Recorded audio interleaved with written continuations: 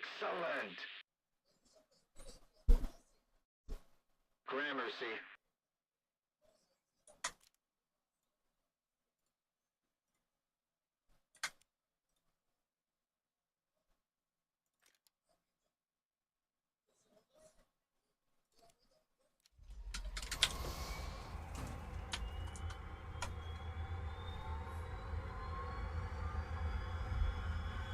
We're ahead of the enemy. On me.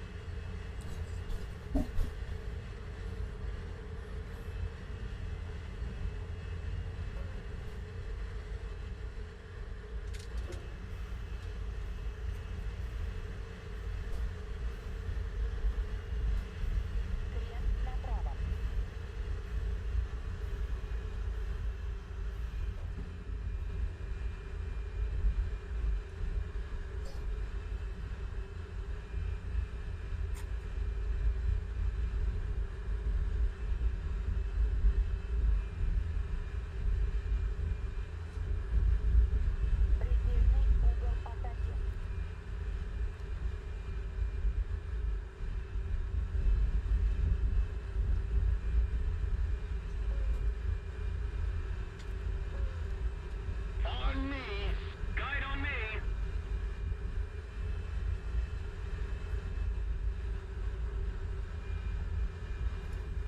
Follow me. Affirmative.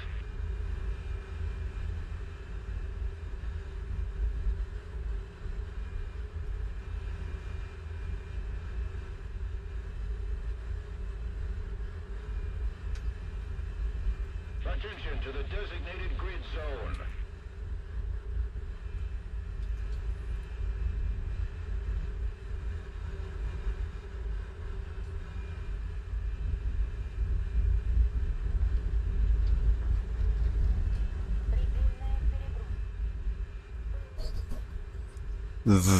That is an aardvark.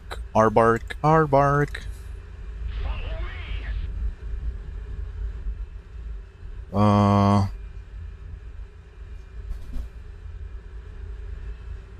Doesn't really look like he's going too fast, but I really doubt I'll be able to catch him.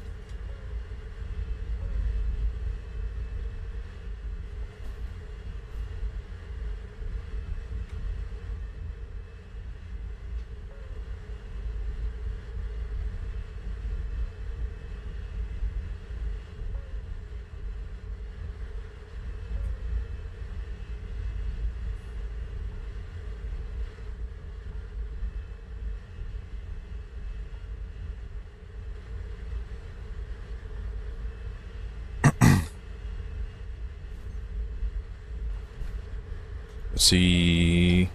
Fox 5. No, he's dodging. No. Bonk. Wonder what happened to him. He was going super slow. I was even catching up to him. Hello, Kisby. I don't carry R60s because it's just way too many weapon groups. I find it annoying. That's an 810. I just find it annoying having too many weapon groups. Attention to the designated grid zone. Move after me. Returning to the base. I couldn't really see if this guy is...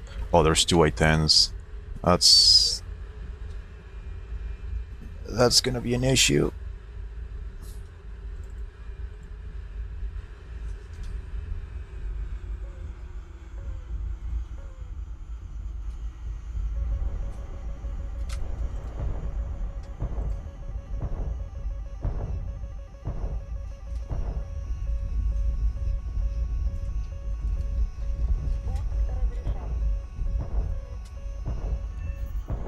Where's the F4?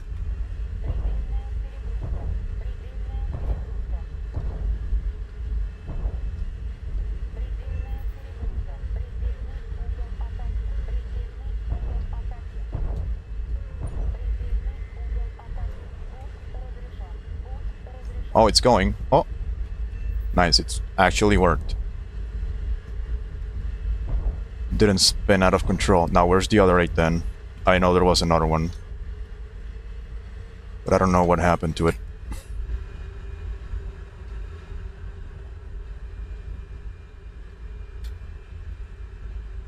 That's gotta be him.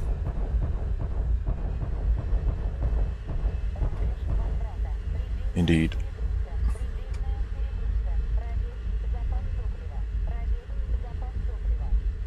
Oh.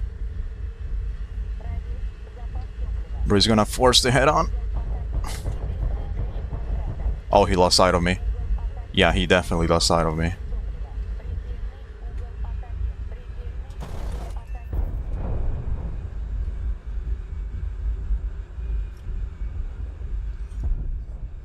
Alright. Guide on me. Heading to the base.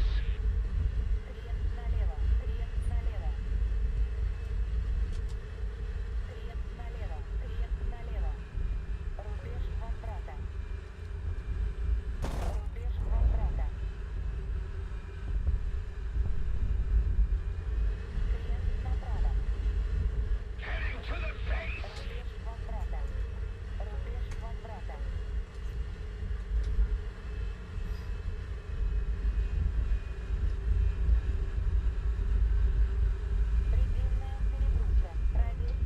Ew, what the fuck? Another 8 then?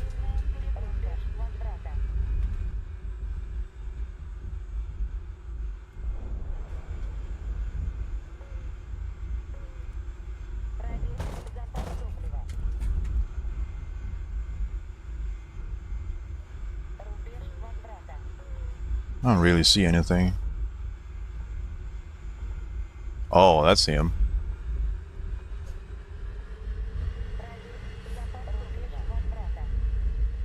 Gonna drop a few flares to hopefully this guy actually sees me.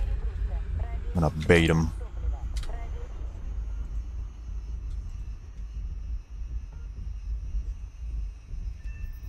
There we go.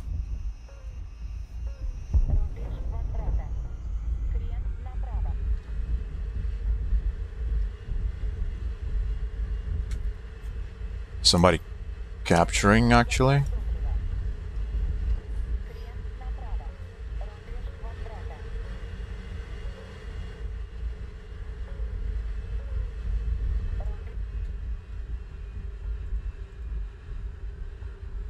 Yeah, I'm not gonna catch that 8 then ever.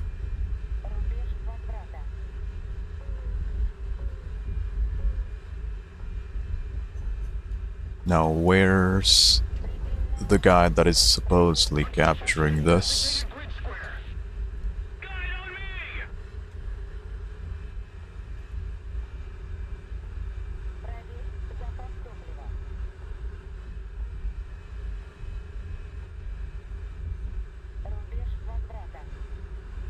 There is somebody capturing, but I don't see anything yet. Follow me. This guy. Oh. Oh, there he is. That's an 8 then. Is he coming towards me? And victory will be ours. I think he is.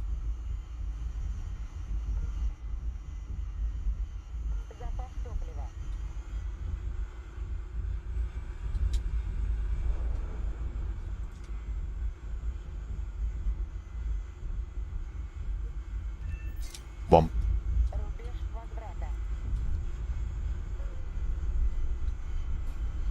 Explosionized. Do I use the mercury pod? Nah. Guide on me. It's basically a pod with Follow me. a little bit of night vision, but it's terrible. Attention to the map. Literally dead weight. you're better off just using the normal targeting pod that this thing has integrated already. Attention to the designated grid zone.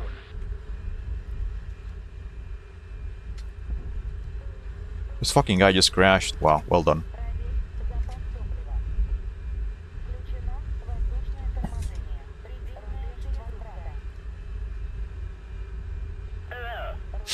What the fuck? That's two 810s. I think. Hold on. Attention to the designated grid square. It is.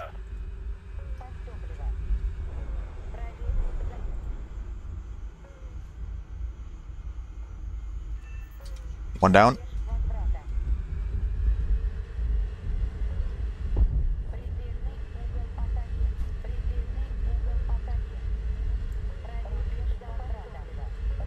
Snipe. Aw. Fuck. Motherfucker. Aw. Ruined.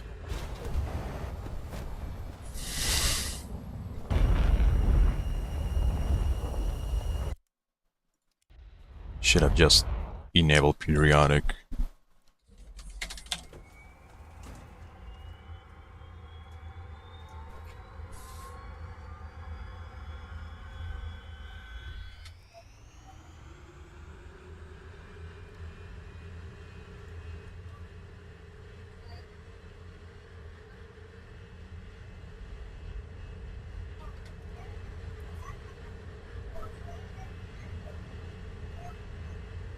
Yeah, the radar pod is exclusive for the SU-39, but both versions can carry a Mercury pod, which is like a targeting pod with a little bit of night vision, but it's terrible. Basically that weight.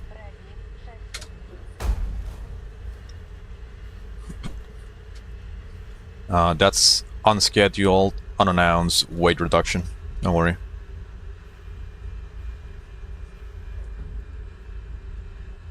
It's a frog foot anyway, it'll be fine.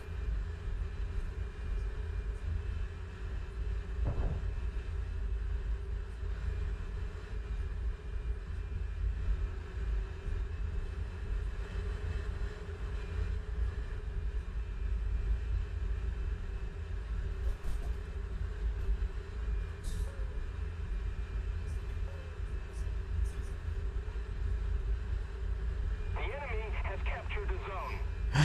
Oh no! That's probably gonna spawn an enemy ground battle, which are easier to destroy.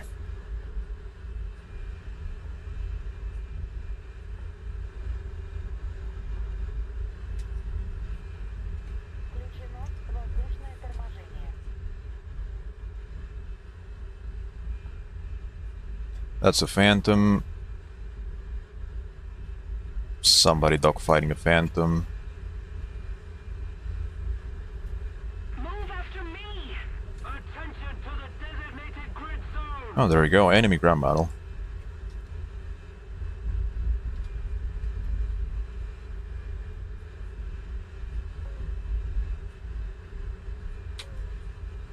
How the fuck do I have 7 kills? What? Bro, I literally just spawned. Hold on. That was like literally the very first sortie. What the fuck? Oh? What? Is that an aardvark? It is. Flying in front of guns. One of my favorite tactics. If I only managed to actually hit the shots. Okay, we got him. We have destroyed the enemy's base. Now, victory will come easily. Well done.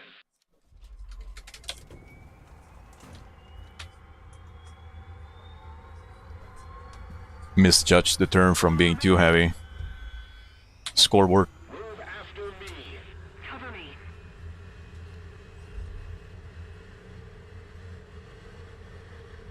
Need backup. Yes. Cover me.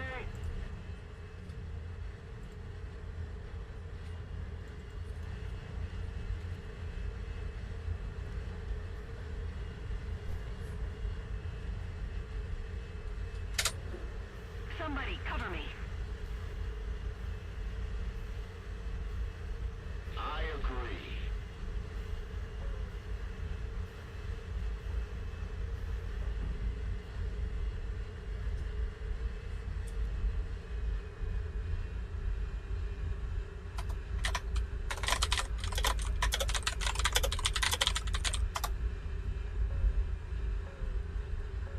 Attention to the designated grid zone.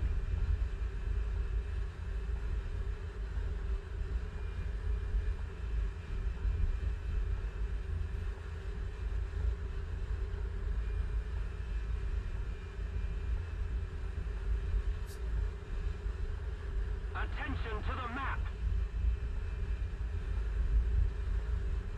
Move after me. Follow me. How many battles does this guy have? Let me see if I can... Oh. Oh. Okay. I agree. Move after me. Guide on me. I'm like, oh, let me do a background check real quick to actually be toxic accurately.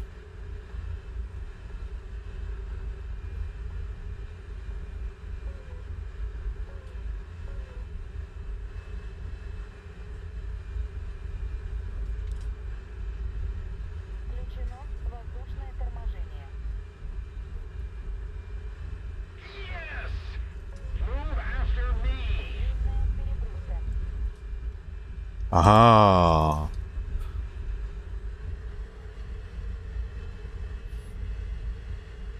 See, those are the massive benefits from having good eyesight. Returning to the base. It's two of them. Guess what? Guess what? Let me see if they are...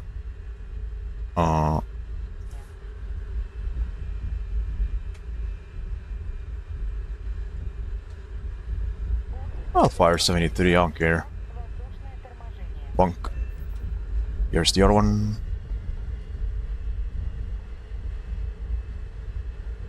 Включено воздушное Oh, air brake is out. Fuck.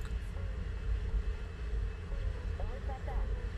Предельный угол атаки.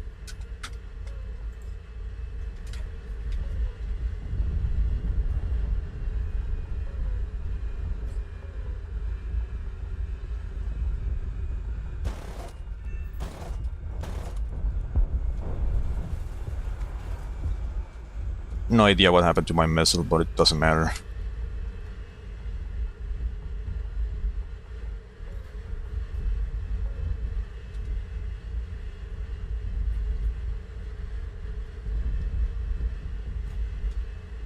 Okay, who are you? That's an SU-17. Here's the ground battle.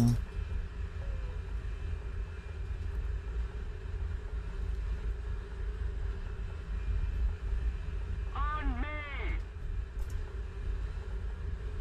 Move after me. On me. Heading to the base.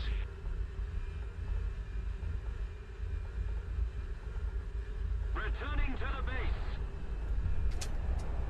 Follow me.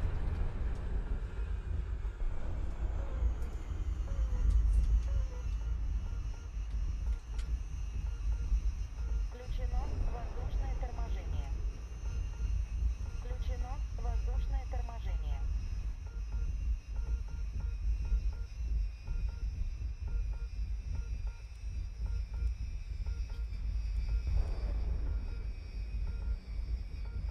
Воздушное торможение.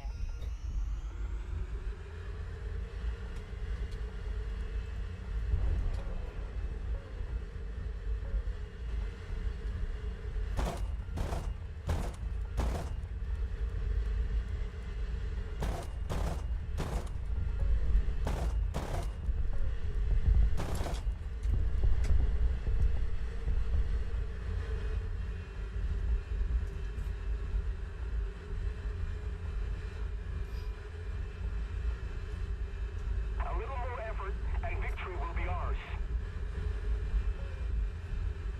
I don't know why I kind of had the feeling I'm being chased by somebody. I feel like I'm about to get slammed.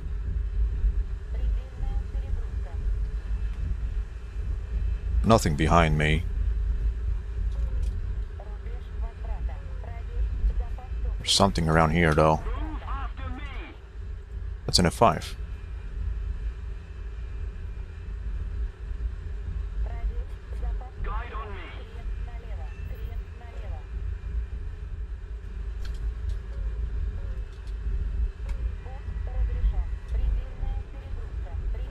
I think it's gonna reach. I think. Yeah, it did.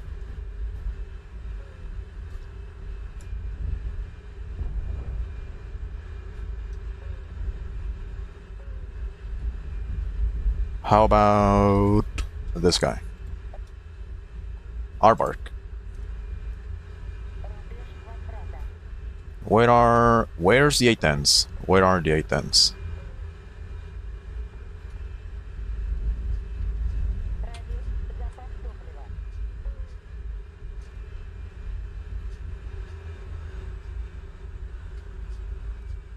Nah, I'm never gonna catch that guy anyway. Oh, I see. Oh, I see a couple dots. I wonder what they are. That looks like a fan. No, that's not a phantom. That's an ally. Say Mirage.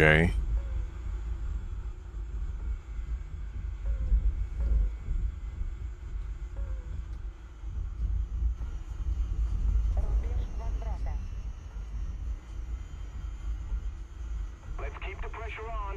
Victory is close. You better not fucking kill me. I'm an ally.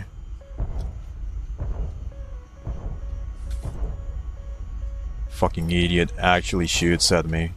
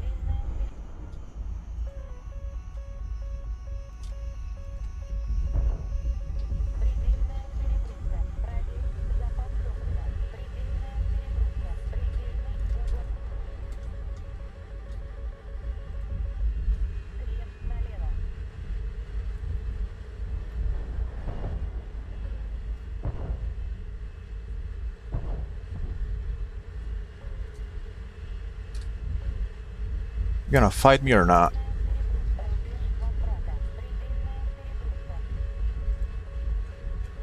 We've captured a zone.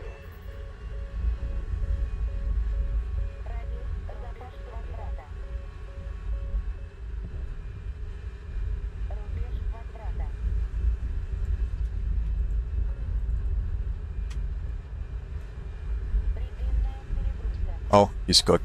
Yeah, he's very cooked.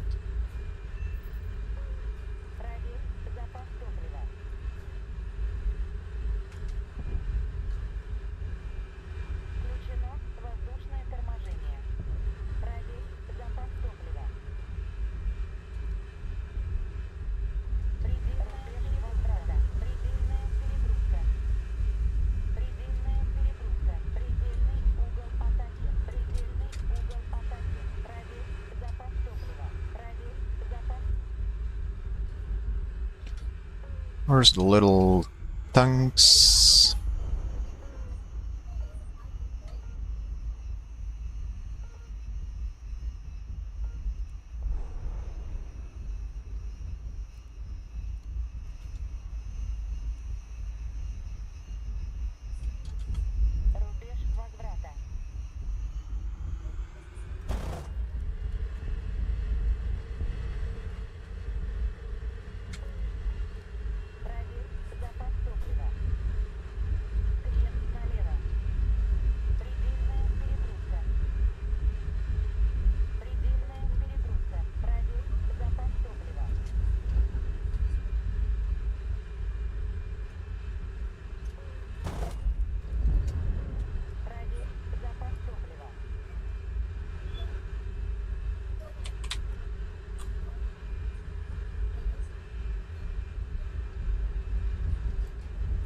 Oh, I see a black dot. Who are you? That's Mirage. Yo, what happened to the A10s? I don't see them anymore. They left.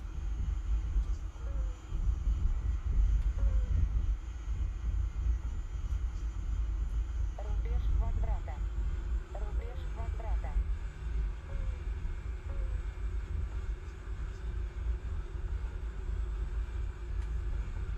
F5 in front.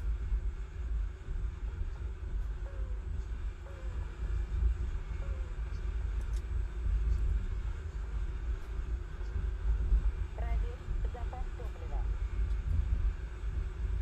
I have no fucking idea where that guy is.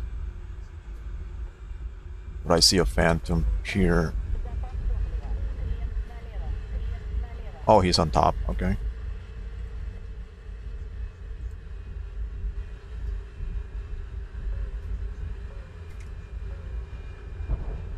Oh, fuck, that scared me.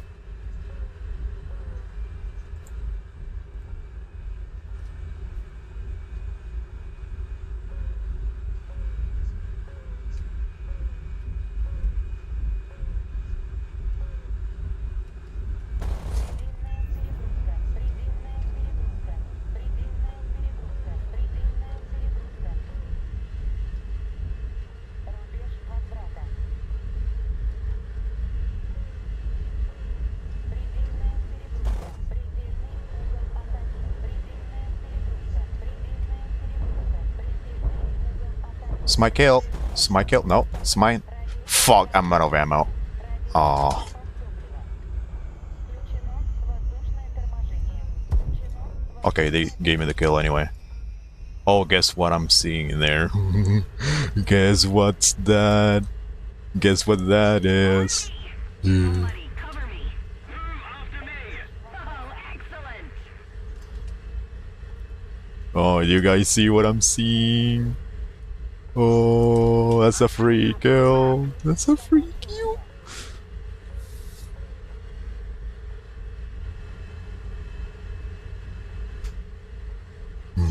No, he's already being shot at. Fuck me. Oh,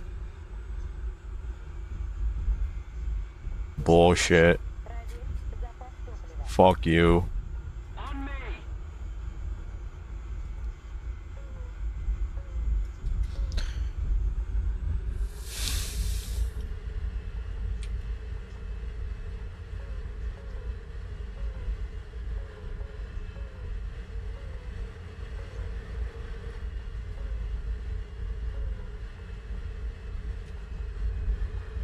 Включено воздушное торможение.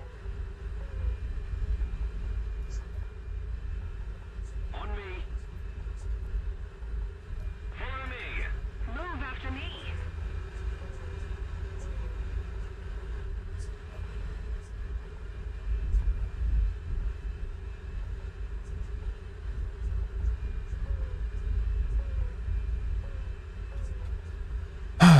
All right.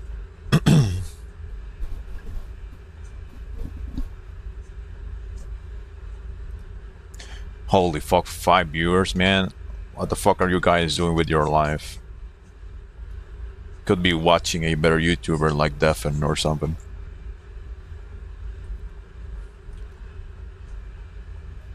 Attention to the designated grid square. Guide on me. On me.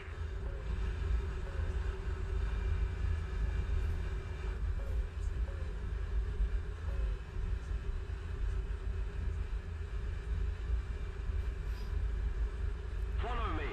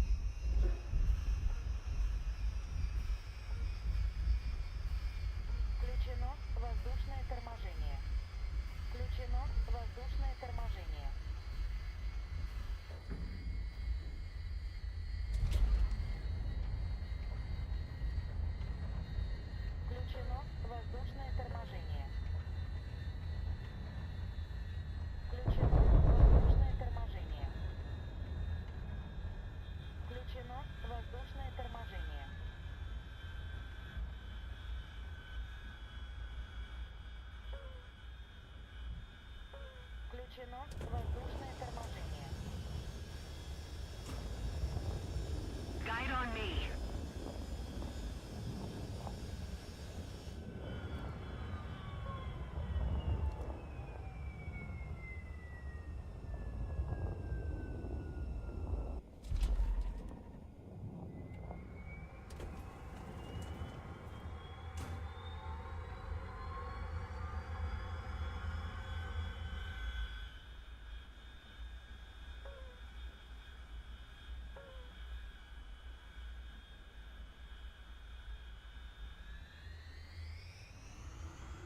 Attention to the map. Move after me.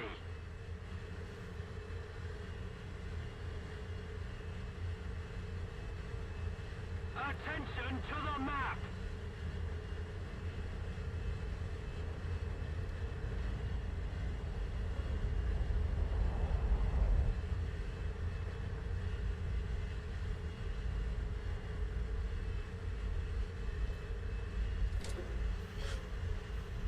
Definitely doesn't sim. I'm making dinner.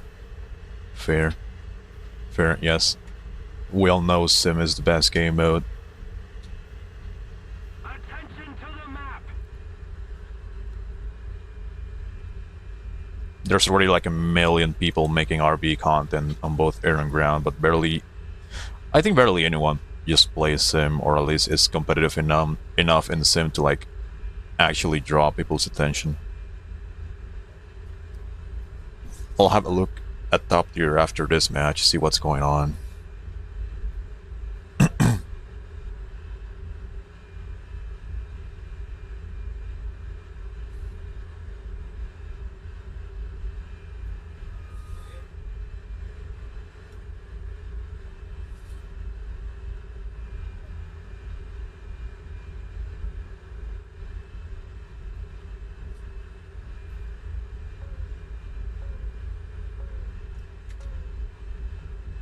Включено воздушное торможение.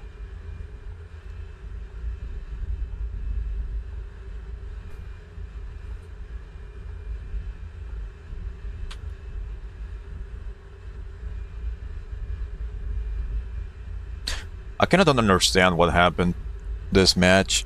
I've literally been playing for like half an hour, and I think the very moment I joined, like the enemy tickets were like around here. And like all of a sudden, bam, fucking match gets nuked. Like I know we had a little bit of people bombing and shit, but damn.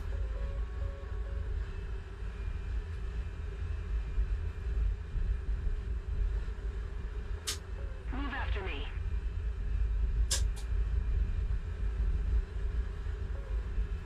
Attention to the designated grid zone.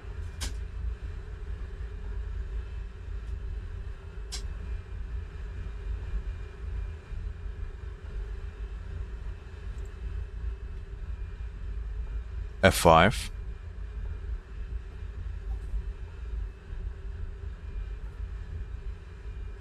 Wait, is an ally F5? Hmm.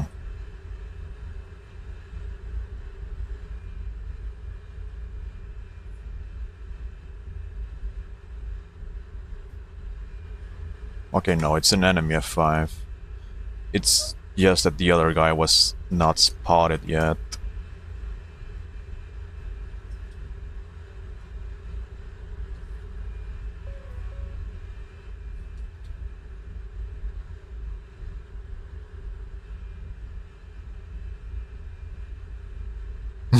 They fucking got team killed by an A10.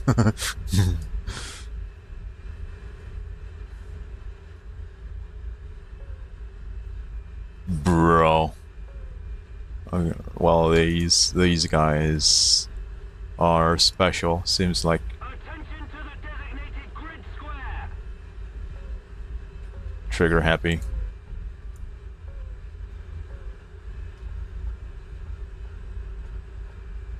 I see the 810. Attention to the map. It is an 810. No, it's not. No, it's an AI.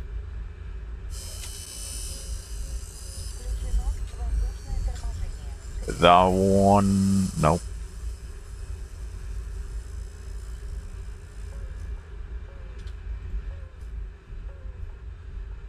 That's a Mirage.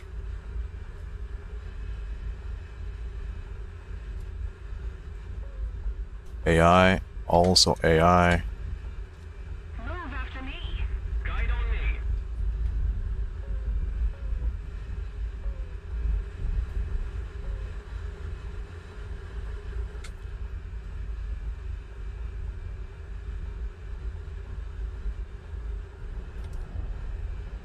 Huh? Oh, okay.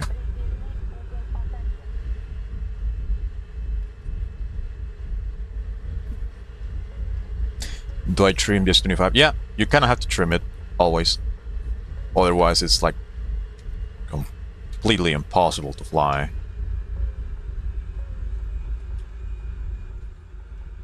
Like, all you have to do is just set the trim to -9%, and that should be enough. Fire missile this way, fire missile this way, and fire missile this way. Включено.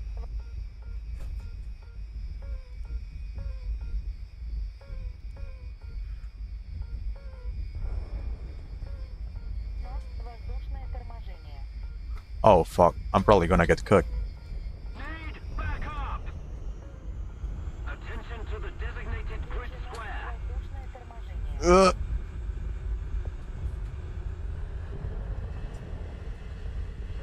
Alright, I'm good. Рельс налево. Oh. F5. Pretty sure it's an F5. Yeah, it is. Разрешен. Go. And... Bonk. Рубеж возврат. It's an R-mark.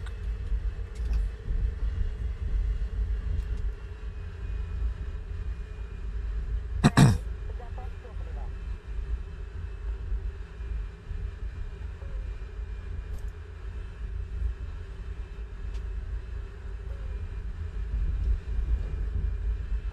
Рубеж возврат.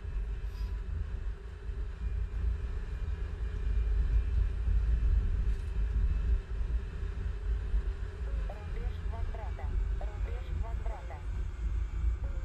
Рубеж Why does he always fly so damn slow? Literally catching up to him to kill him with guns. возврата.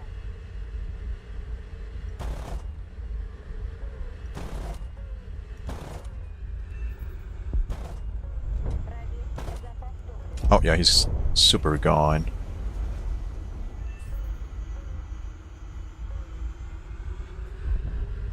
Проверь запас топлива.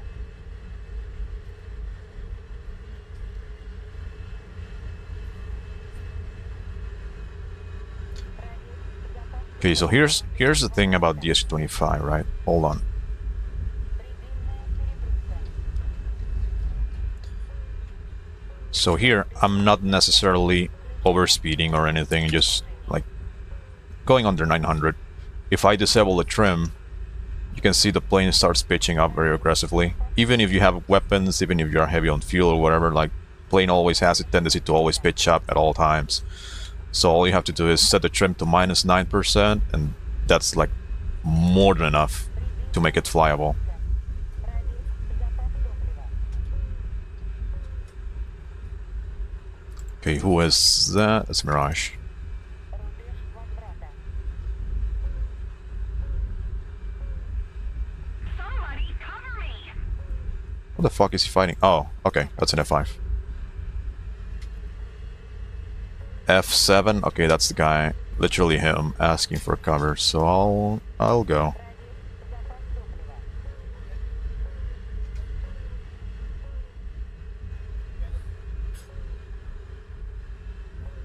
Проверь запас топлива. Wait for him to give me engine aspect, and Разрешен. fire a missile. He's gone. Перегрузка. Проверь запас топлива. Well done. Воздушное торможение. Предельная перегрузка.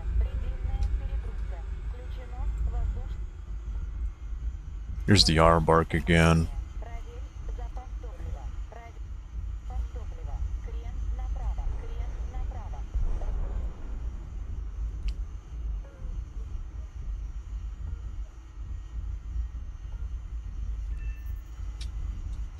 Проверь запас топлива.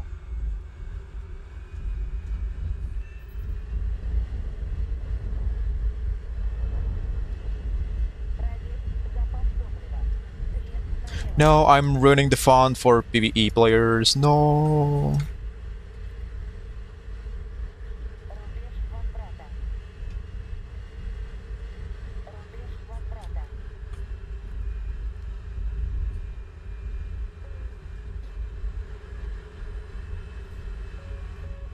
Проверь рубеж Move after возврата. me! On me!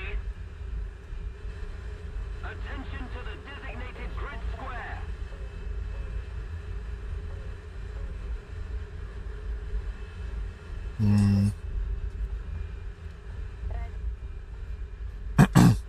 I'll be kind and I'll give him a chance to actually take off. Don't wanna see him on Reddit saying, "Oh, this fucking guy's toxic and spawn camping me, he's ruining my fun. All he does is spawn camp, he's a shitter." Запас топлива.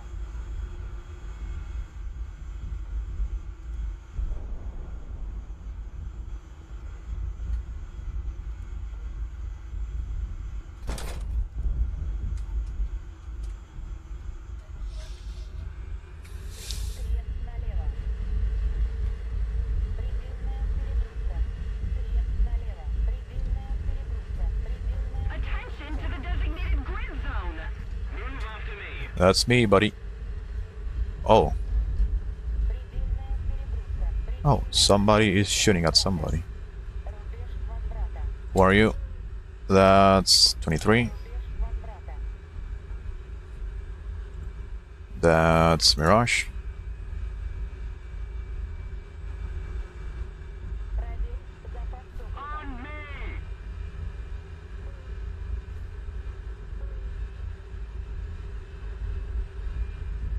Проверь запас топлива. Guide on me! I agree! Guide on me! Проверь запас топлива. Рубеж Attention возврата. to the designated grid square! Dude, where the fuck is this guy? Проверь запас топлива. Предельная перегрузка. Предельная I don't see a dot. Включено воздушное торможение. Включено воздушное Oh, торможение. there's two. That's an F5.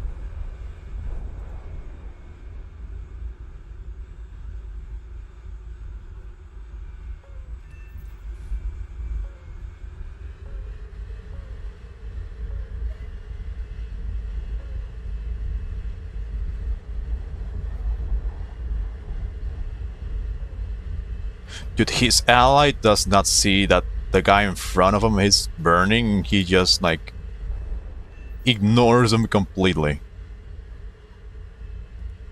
Hello?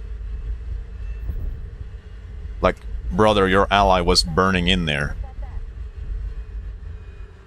Высота. And he's like, nah, I don't see anything. Воздушное торможение. Включено воздушное торможение. Matter of fact, I'm blind in my left eye. Перегрузка. How many kills? Guide on me! 18? Eh. Could be better. On me! Oh, how do I lock somebody with the bounty camera? You just press the lock button. You have to use side stabilization. You just hover the targeting pod or the camera over the bad guy, and if they are like within range, it should be able to get an automatic lock. Предельная перегрузка. Oh, I see another person. That's a froggy.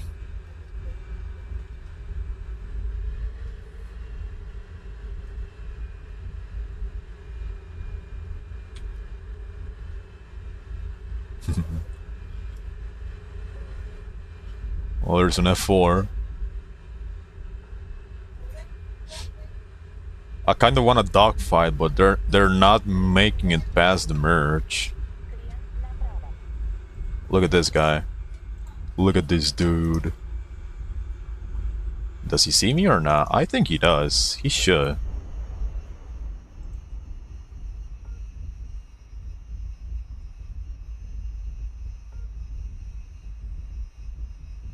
Aw, missed.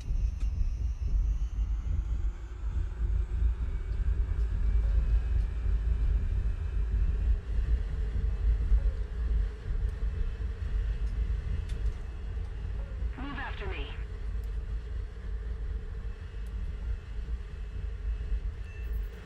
Returning to the airfield. On me.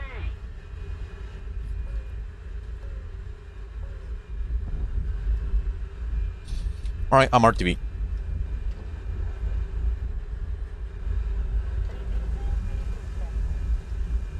That better fucking be an ally. Where? Oh. Oh. Is that an enemy or not? Oh, it's an ally. Okay.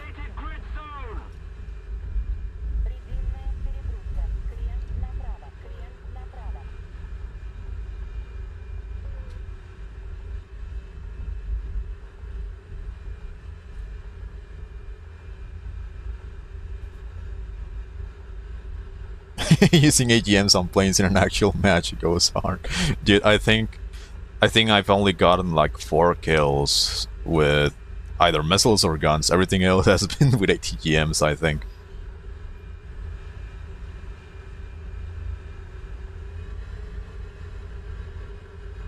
Like, literally my favorite plane for a reason.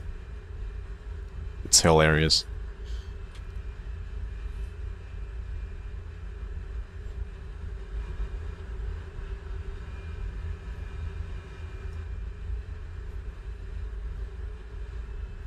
Can you guide multiple vectors in the 25T? Kind of, yes and no.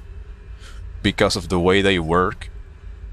Like, if I fire a missile, a Vickers right now, I have to fire another one within 3 seconds here, so I can keep guiding multiple.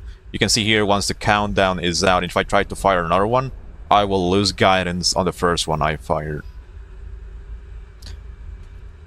It's because of the way laser beam riding works. Like, for example, if I fire one and I fire the other one within 3 seconds, I can guide multiple like this. But if I fire a third one outside of the countdown, the other ones lose guidance. Yeah, you can see there they just hit the water. So you can kind of guide multiple, yes. You can probably like fire a couple towards the same target to kind of make sure it dies, but you cannot really guide like multiple at a time if you fire from outside the time frame of 3 seconds. Attention to the designated grid zone.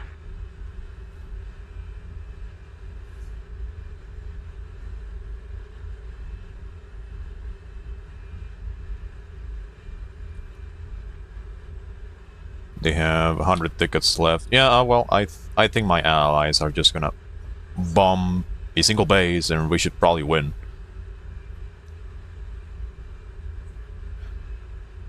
Oh yeah, that's something that got changed like a year ago or something. They ended up reworking the way laser beam riding missiles work.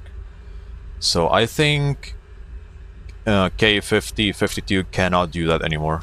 They kind of suffer from the exact same thing.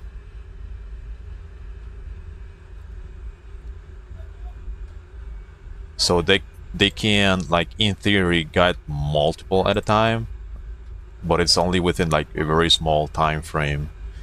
And that time frame only gives you like enough time to maybe fire 3 missiles at most. So I think it's like useful Attention to the designated grid zone. only if you want to double tap somebody to make sure they die. Move after So me. they get hit by two missiles almost at the same time.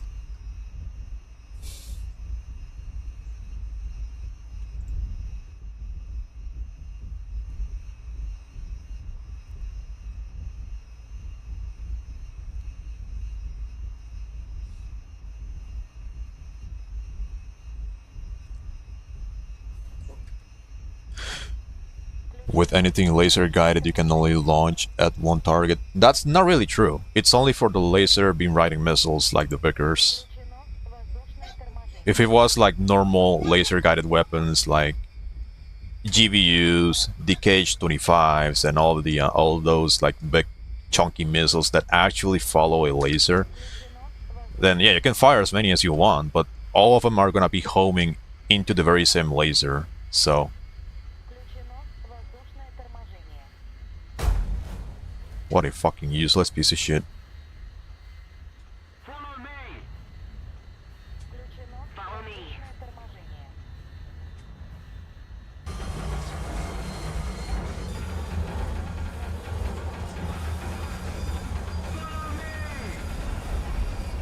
Guide on me. Guys, look, SU-25 is overpowered. Very, very OP. And I think I will single-handedly just ramp this plane in BR. Because it's too OP, like the Vickers are way too unfair. Like you will never see them coming, they are unflareable and they have no smoke trail. How am I supposed to know like they're firing at me? Oh wait, no, never mind. They have 18Cs with 9Ms. Cope. How's the 25T in RRB? Honestly, I don't know and I don't care. I don't play RRB.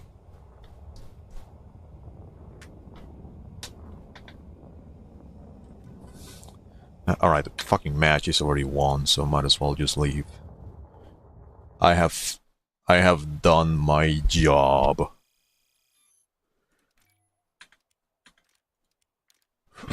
Okay, who's next? Sinai. 40 minutes in, yeah.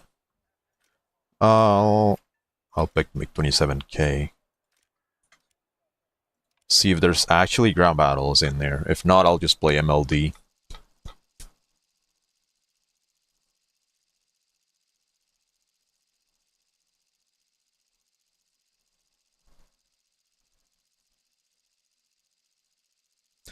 Please tell me there's ground battles.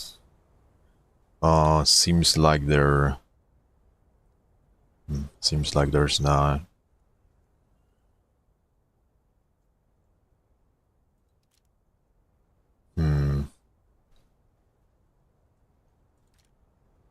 There's a decent amount of people. I'll do PvP with the MLD because I love flying over power planes. There is 5, 6, 7, 8. Yeah, I'll do PvP. If actually, let me select tracers. There you go.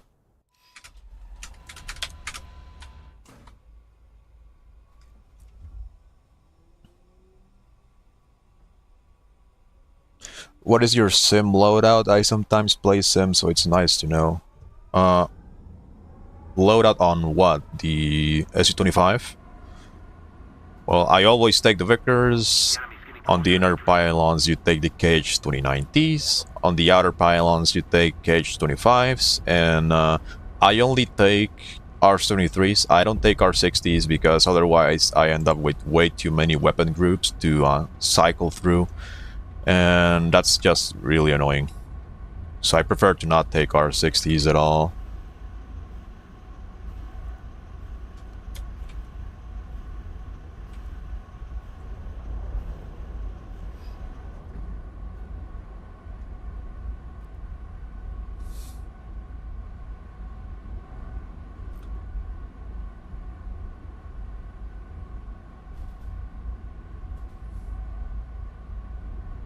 Oh, actually, I forgot to put on music. This kind of looks and sounds depressing, not having a little bit of background music at least.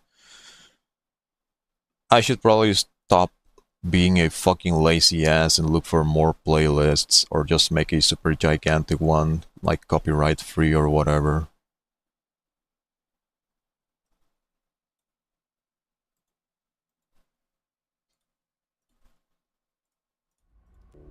Just want to have some little bit of background noise so it doesn't sound too boring.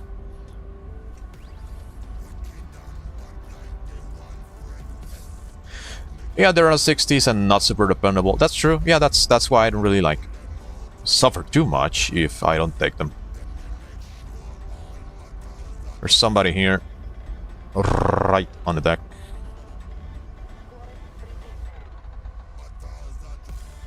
There he is. I think that's an 810.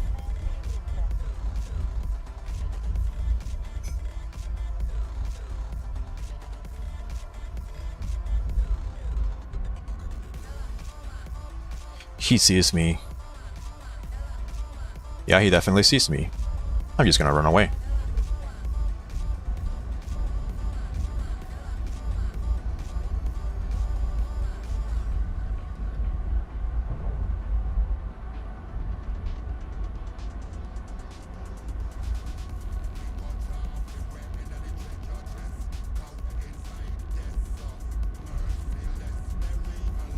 Here's what I'm gonna do. I'm gonna climb. I wanna see if he is gonna pitch up towards me. Bait him. Like that. Then, I'm gonna turn back in. And fire 24R.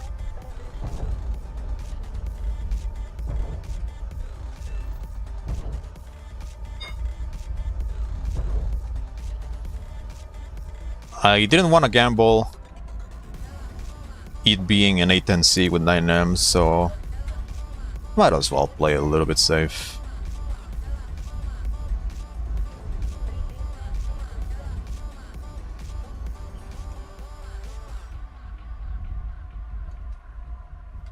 Aircraft destroyed.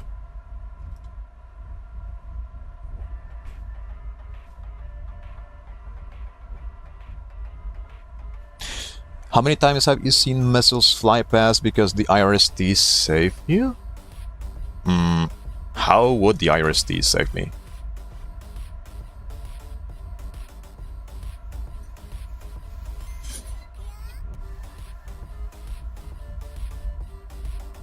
Like, I guess sometimes the IRST does lock into incoming missiles. So yeah, I guess sometimes it helps. It helps a little bit. Actually, volume is a little bit too high. There we go.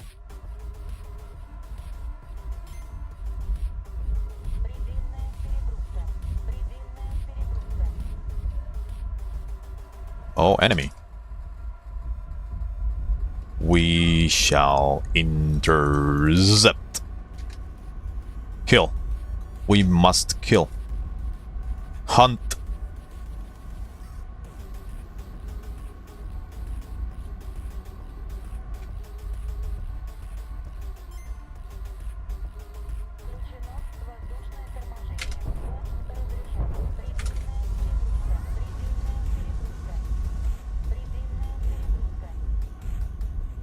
Coward is running away.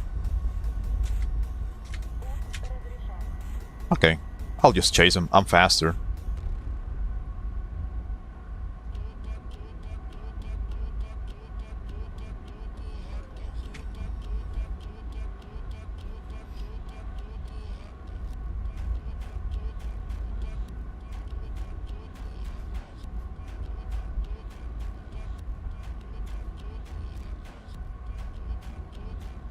That's like maybe 6-7 kilometers away. Oh, he's being chased by somebody else. That explains things.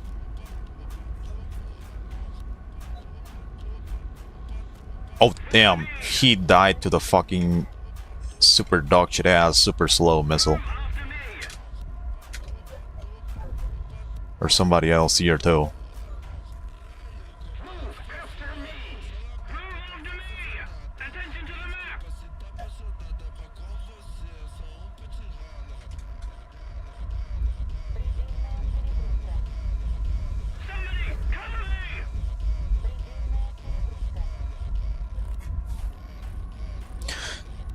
That looks like one of the planes. One of the planes of all time.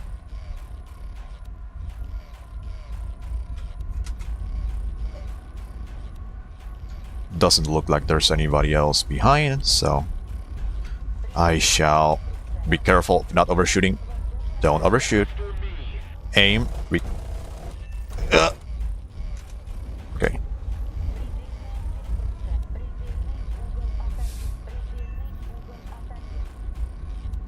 Attention to the map. I almost made that look super cringe.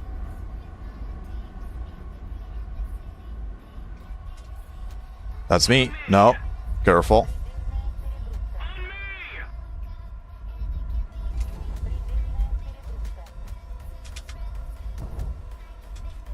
Okay, that's an ally.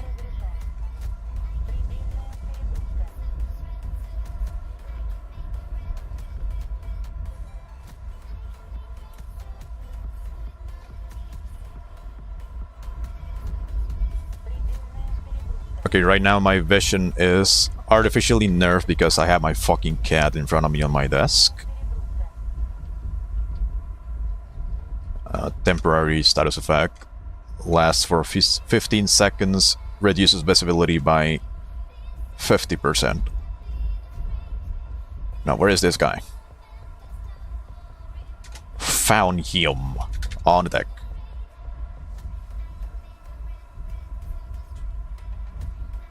Might be an aardvark.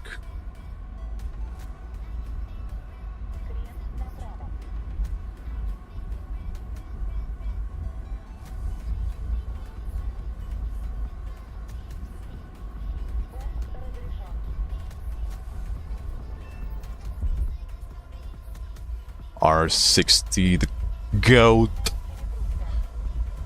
Okay, I still have fuel. I still have missiles, so I'm gonna keep loitering around, hunting down people. Is MTI kind of just budget pulse Doppler? Kind of yes and no.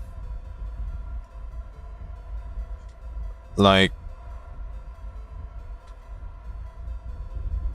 MTI is better than pulse Doppler head-on, because MTI it's all aspect, and it cannot be notched. It's really, really, really powerful on this bracket specifically because there's barely any planes with actually fully featured pulse Doppler. So there are there are enemy planes like the Phantoms, Tornadoes, and whatever the fuck. They have a pulse Doppler radar, but it's a pulse Doppler radar that only works in head-on aspect. So if the target is flying away from you, that pulse Doppler radar is not gonna pick them up. MTI, however, it detects targets basically at any aspect, but main difference is it has it has a lot less range, but still works. It's really, really reliable. But of course, it's not gonna be as good as a fully featured pulse Doppler radar that has all aspect detection. You know, like the modern ones in top tier, or more specifically on this bracket, the radar on the Viggen. Like the radar on the Viggen is one pulse Doppler radar that is actually fully featured, so it detects stuff head-on and cold aspect too.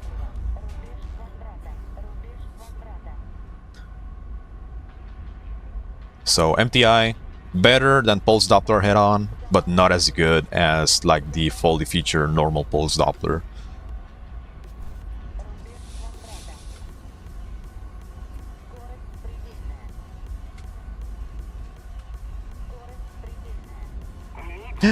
No, my ally exploded. No.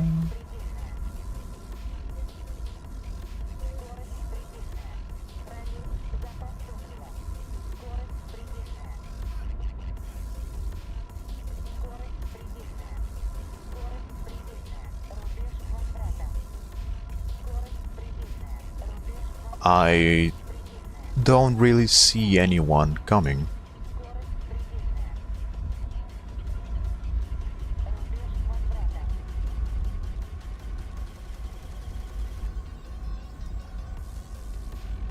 Alright, he's in range of 24R. Or should I say 24T. He explodes. And I'm low on fuel, so might as well go RTV and be a good boy.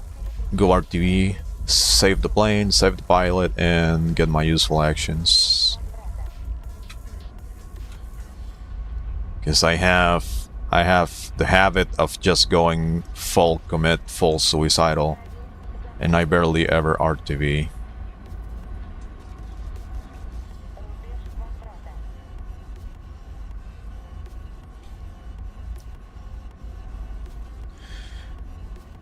Oh, they're leaving. Wow, Clanker Wanker didn't want to play.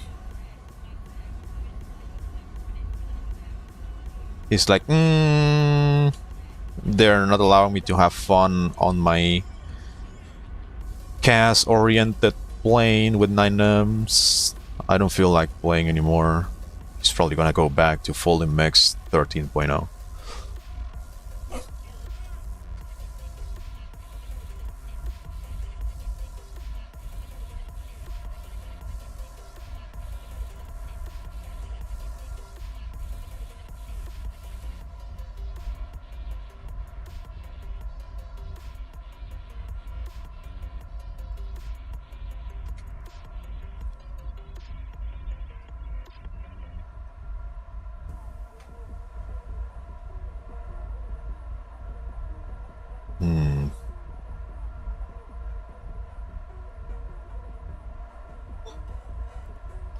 Hold on a fucking second. We must counterattack.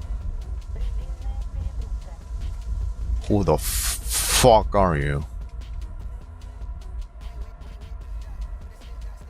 Oh. Who the fuck was he?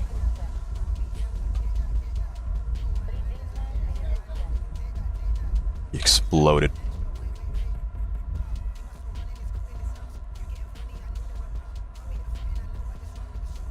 Now you see why it's always super important to be looking around at all times. You just look around. Look around always. Look around you all the time. I don't give a fuck if you're playing Rafale with the best awareness in the game. You're always looking around.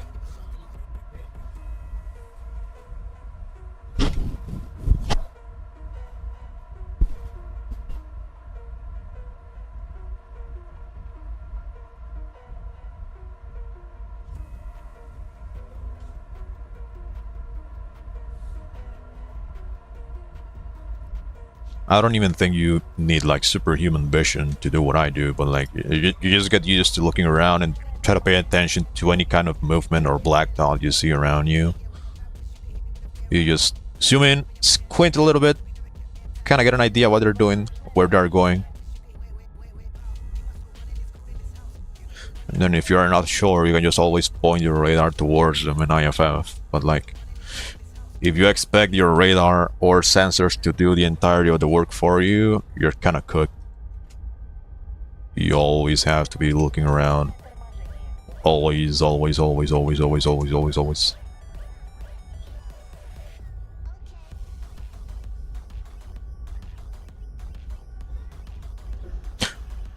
Dude, how the fuck are we losing? Hello?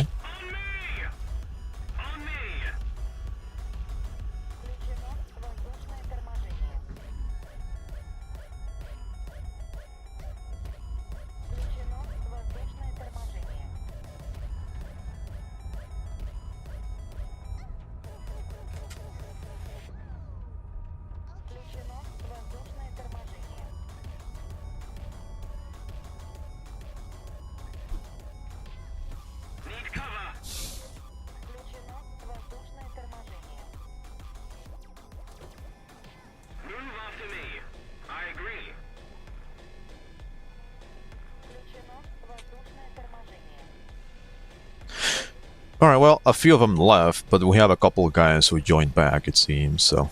there are still people to shoot at. We should be fine. Match should not get too boring. What do you think of flying something big like this 24 or similar or in Sim? I already fly it from time to time, it's actually hilarious.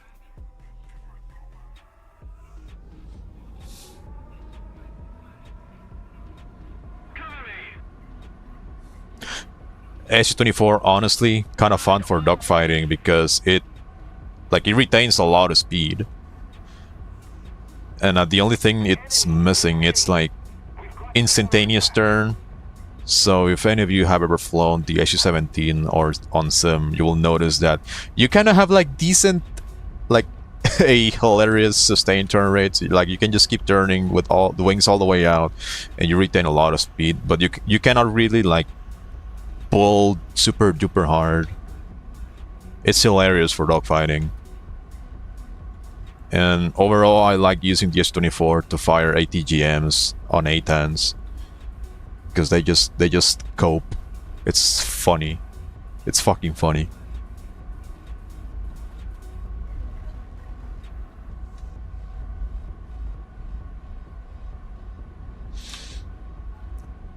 Like, we'll see how it goes. Oh well, I just opened my mouth a little bit too early. Now there's nothing to shoot at. They all left. That means we're gonna win at least. We'll see how it goes this match, and after this one, I'll see if there's like ground units on like the middle of the map or something. I'll take SU-24 and do CAS and have some fun with it, because I think that plane is insanely fun. It's also silly to win dogfights with it, because why would you be losing to a fucking bomber? Hello?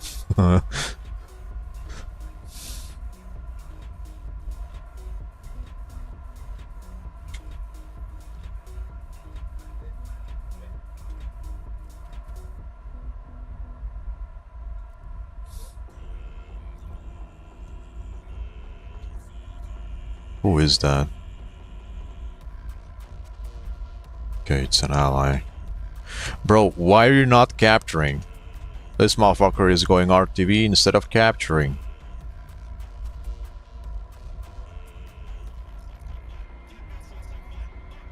Insanity, bro. Actually throwing the match.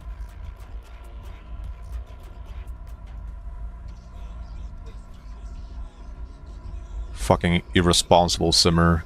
Having the capture halfway through, he just leaves.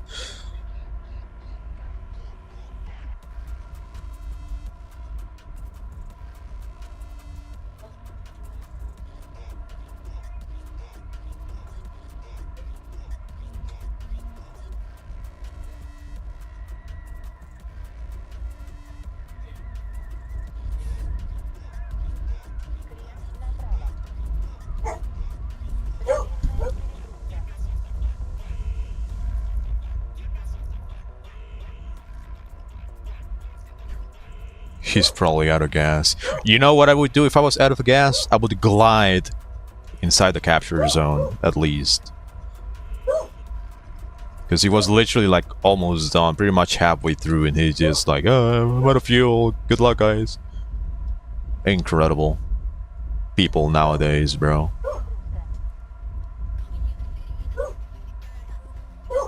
I'm not being serious, by the way.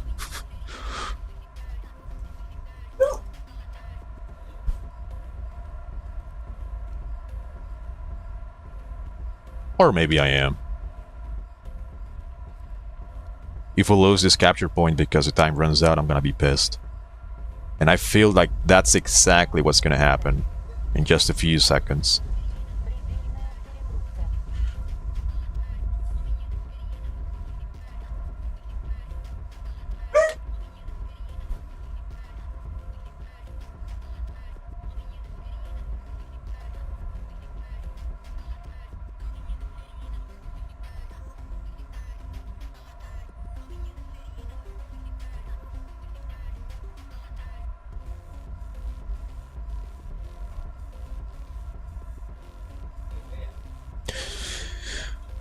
Dude, only 4 people. That's sad. Come on, capture. Capture. Come on. Come on. Come on. Yay, let's go. Alright, here's what's gonna happen, okay? We have 3 bases very close to each other here. And I can absolutely bet they're gonna be coming from this direction and from this direction to bomb these bases. So what I'm gonna do is I'm gonna camp the bases. Guide on me. I'm already getting pings from certain direction. I'm gonna scan to my right just a little bit, see if there's anybody coming or not. I'm also gonna keep an eye on the minimap to see which base gets destroyed first. Getting radar pings in front of me, so I'm gonna have a look.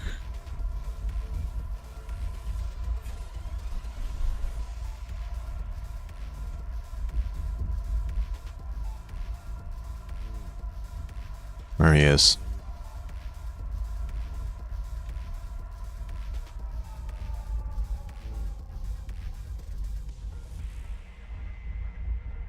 Пуск разрешен.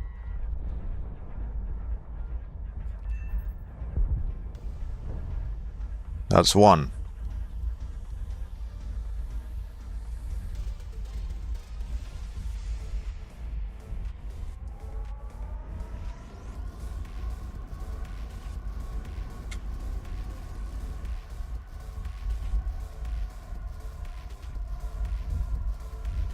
Предельная перегрузка. Getting more radar pings.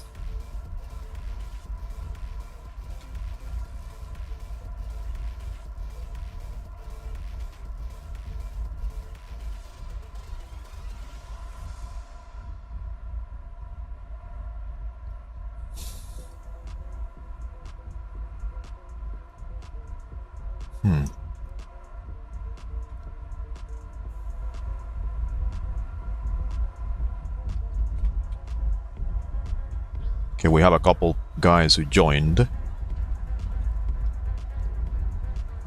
перегрузка. Предельная перегрузка.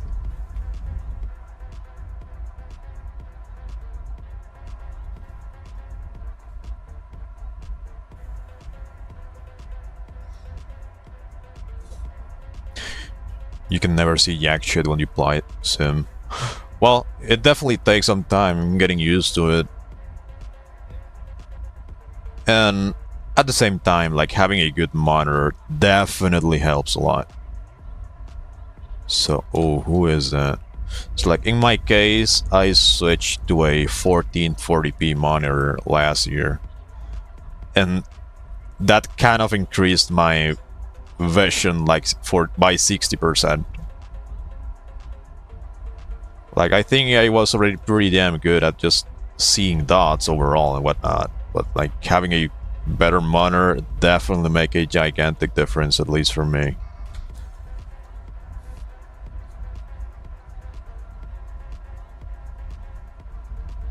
But other than that, it's just like, I guess, training your brain into detecting little changes or movements like around you.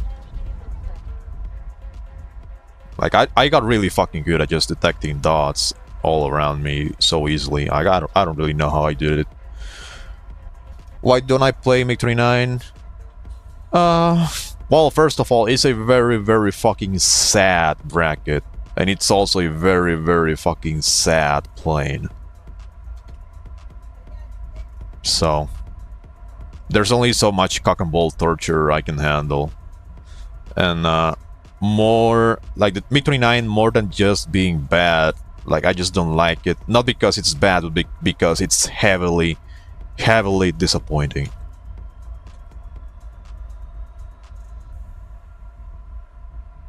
It's the most disappointing piece of shit I've ever seen be introduced in this game. Предельная перегрузка.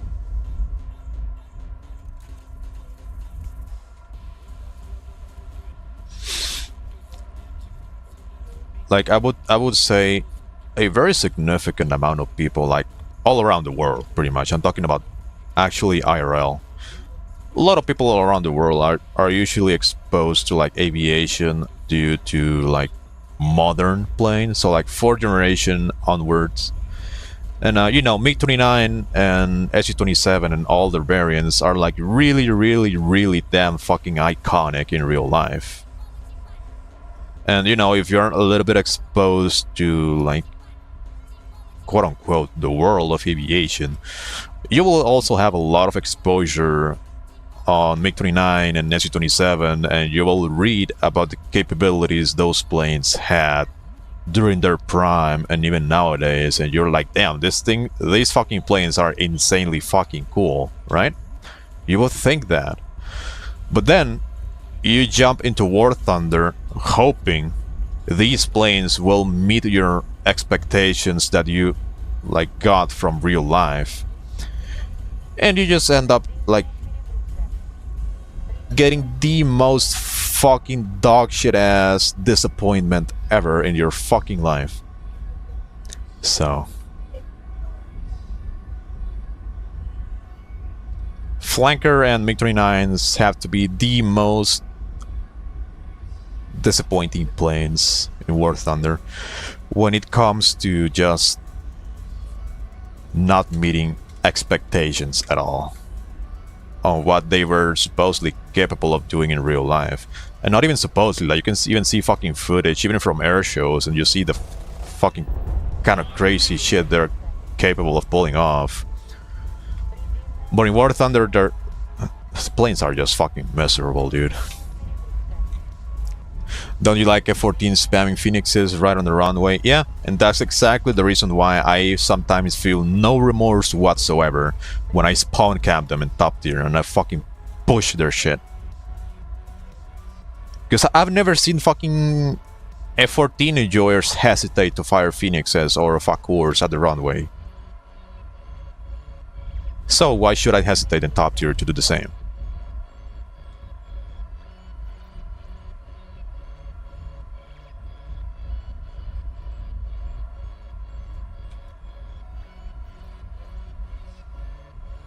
Well, this turned out to be a very boring match. Fucking disgrace. Is this guy still attacking the convoy? Oh, it's in Toku. Okay, that's a friend of mine. Yep. Convoy is gone. I'm getting air intercept pings from our side of the map, and there's only 2 guys left.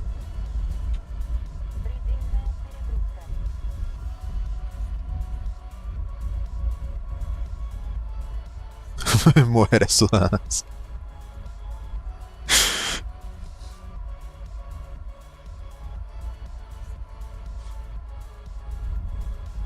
Who is this person? Identify yourself, coward. That's an ally.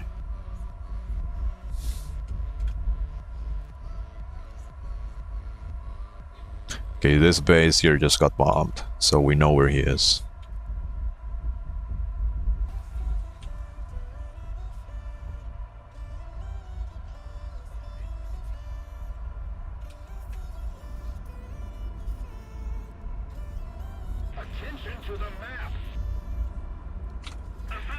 Yep, I saw it. I'll go hunt them down. As a layman, I just think that the flanker is hot. Su-57 is also hot. Russian planes are insanely fucking sexy, dude.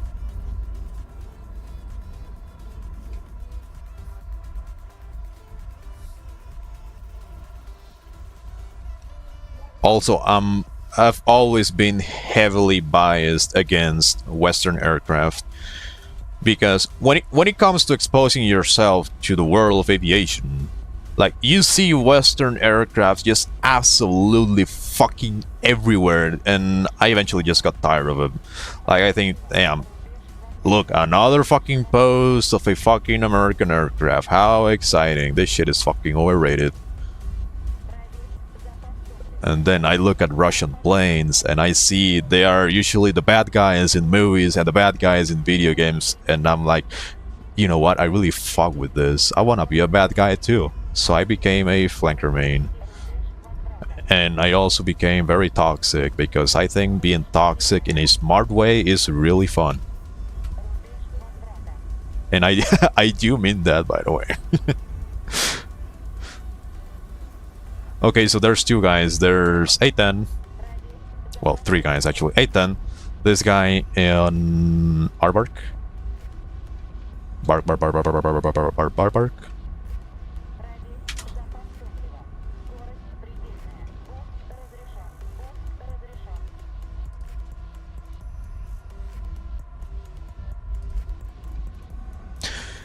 Okay, I had to break that log to prevent the team kill. Attention to the designated grid zone. Yes, I see him. But now you spooked him. And he is scared. And running away. And doesn't really look like I'm getting any closer to this guy, so.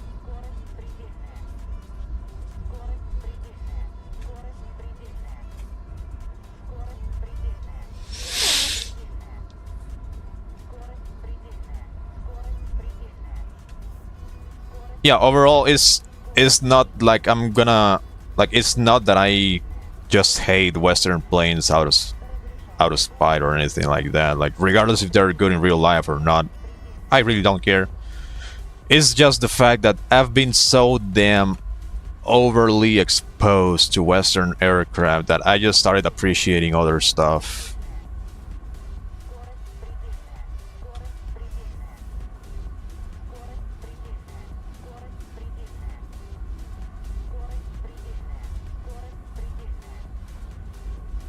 Hello. Brr. No, they missed. Bullets missed. Brr. Wow, fucking dog shit. Are they flying over? I think they are. Wait, hello?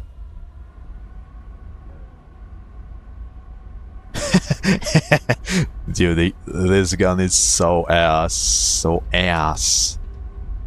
Missile! Missile! Missile! Missile! Missile! You see that guy is like invisible or some shit? I'm not crazy, right?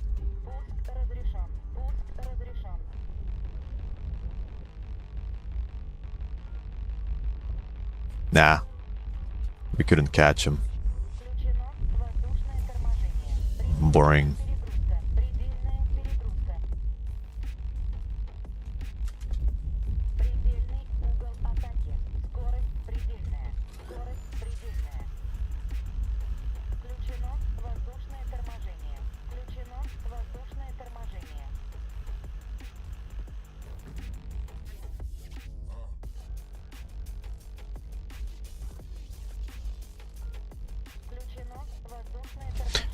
We're probably gonna wreck the plane. Yeah. Go on.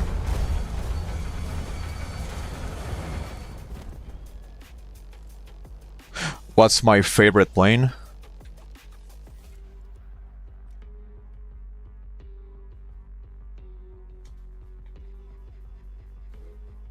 The fucking goat. The one and only. The flanker. It's the goat.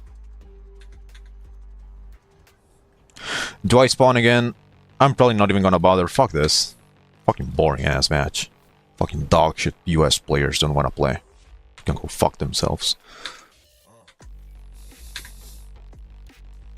Alright, let's see. Denmark. Oh. Oh. We are heavily outnumbered. I like this. Do we have... No, we don't have boosters. Was it this one or... No, this one. Yes. Let's go. Go. Ruin the fun for Sunburst. Fuck them up. Let's go. Show them the almighty power of the frog. Holy fuck, hell no. No wonder why nobody is playing, because we don't have a fucking airfield here. What do I do?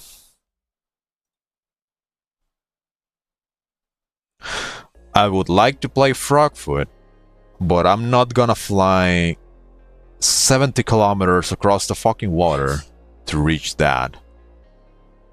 Attention to the map. There's also a decent bit of people, so I can... Attention to the map. I could play MLD.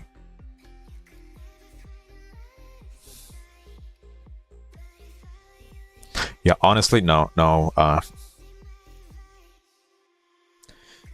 don't really feel like flying 70 kilometers to reach the fucking battlefield. Not on something like the Su-25, so I guess I'll do PvP again. And the MLD and ruin their fun.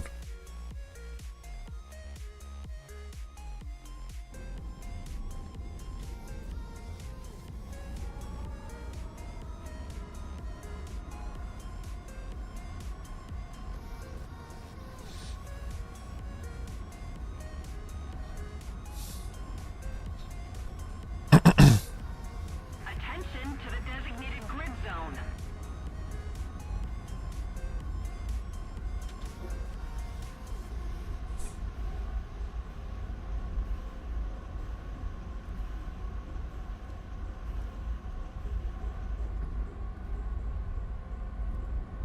Крест налево.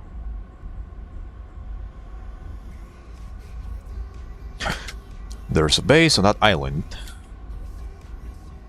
Now we're gonna see if there's anybody close to the water going towards it. Or maybe from below the cons?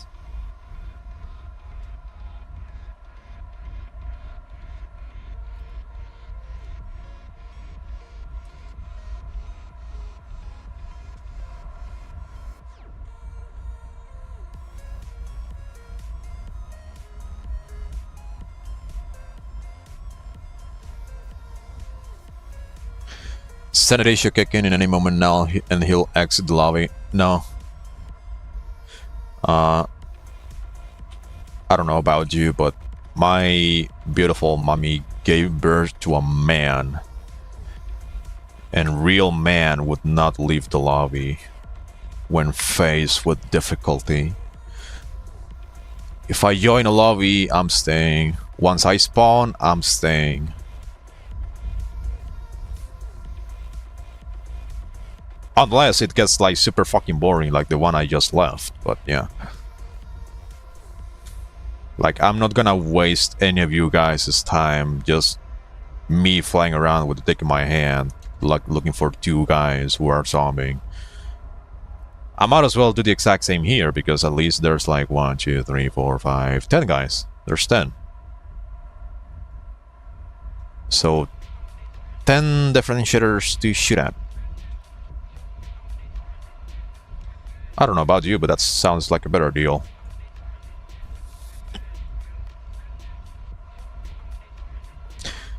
Alright, I just got a pulse Doppler ping to my left around 35 kilometers away. So he should be around here. And being a pulse Doppler... Oh. No. Packet loss? Bad. No.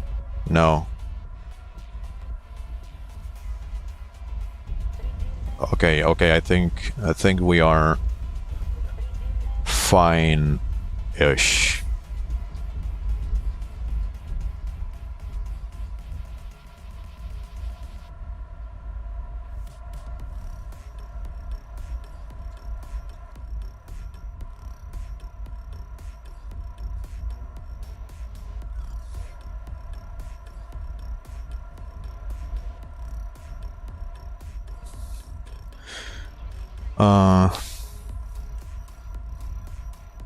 If I'm getting pulse Doppler pings, it means it's probably gotta be a phantom.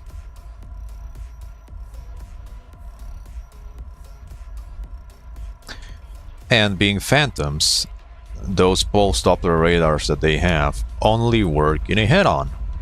So, if you fly away close to the deck, they will not be able to see you at all. So, welcome to Enduring Confrontation School with Simply Sinful. Oh yeah, there's phantoms in the mix. Have you seen the dev server for next update? Yeah, I played a little bit. Ended up dueling against the F2. And, well, before today, it was like basically the third best flight model in the game. Like, F2 flight model is literally capable of contesting Eurocanards, like Ripon. And even Eurofighter and Rafale to a little bit of a degree.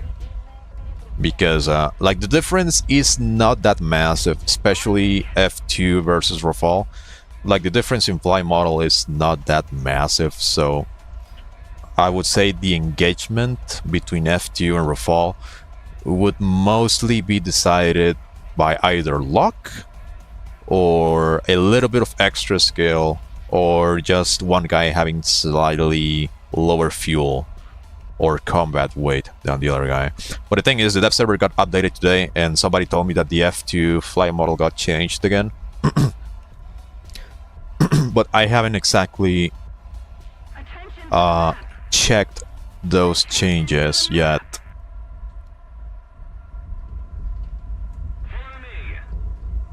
I heard they buffed it by lowering drag. No shit.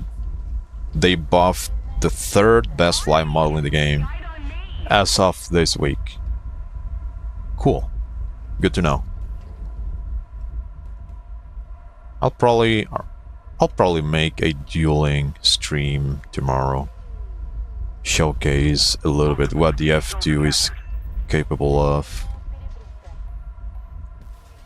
That's an enemy.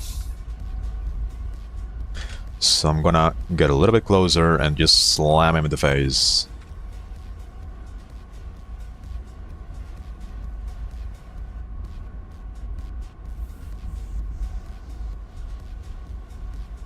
Move after me. Move after me. 24 to go. That looks like a phantom.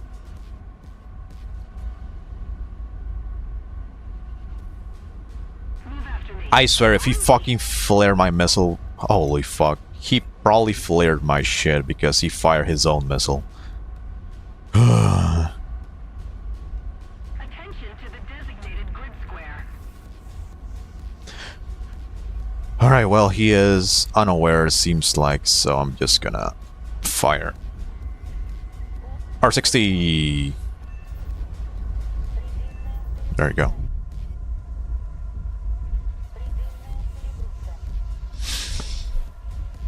Okay, I wasted 2 missiles on a fucking shitter, so I'm just gonna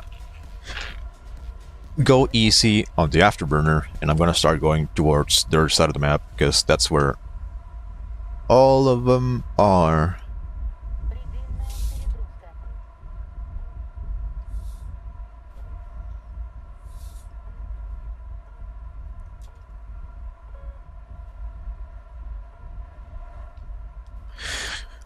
Current dev server, or should I say upcoming patch, is looking kind of interesting. Kind of mid for air, but at the same time a little bit interesting. Because they are planning to introduce the fucking AIM-120C5 and give it to pretty much every single fucking NATO plane. They're giving it to every single 14.0 that can actually carry AIM-120s, even the Eurofighter.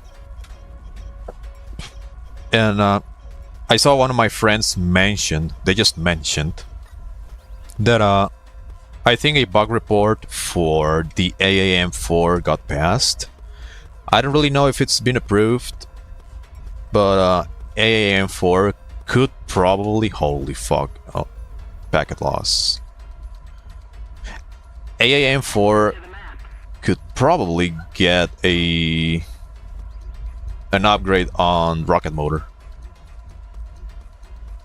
which I think it should, because I'm not gonna elaborate too much, but like I was messing around with different Fox trees in top tier and just trying to calculate how much fuel they actually carry in terms of weight and how much thrust they are producing. So I was able to like calculate, quote unquote, the efficiency of the rocket fuel they carry.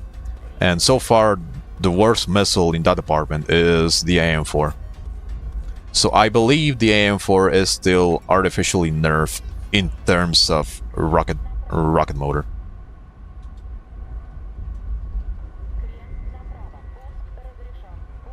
Don't see it. Please don't see it. There you go. That's an AI plane, I think. Let's turn on the radar.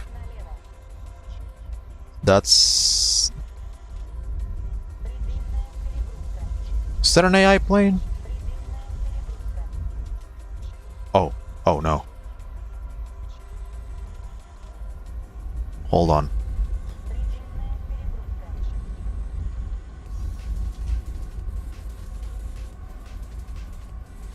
That's a fucking Phantom.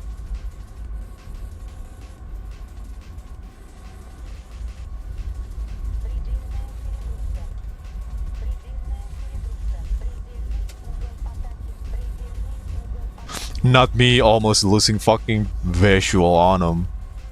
Like, bro. Attention to the designated grid zone. Ugh! Fuck you.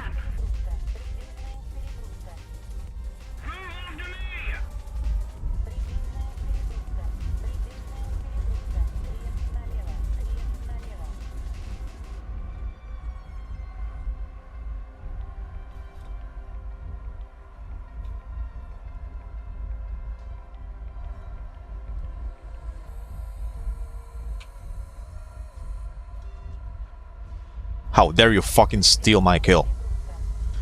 Fucking shitter. I wish I had no teammates ever.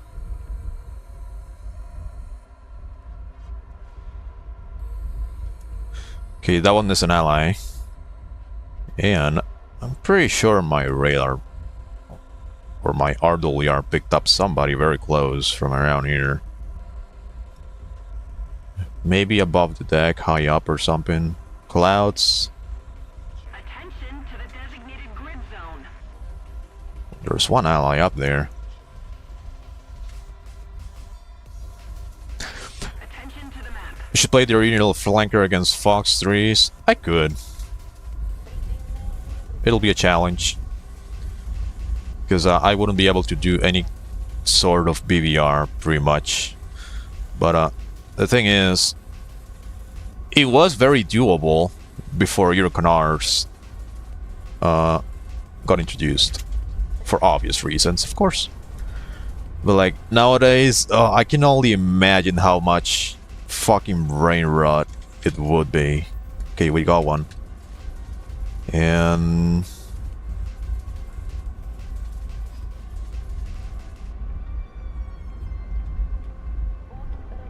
this is probably enough. R60? Go? Yeah, okay.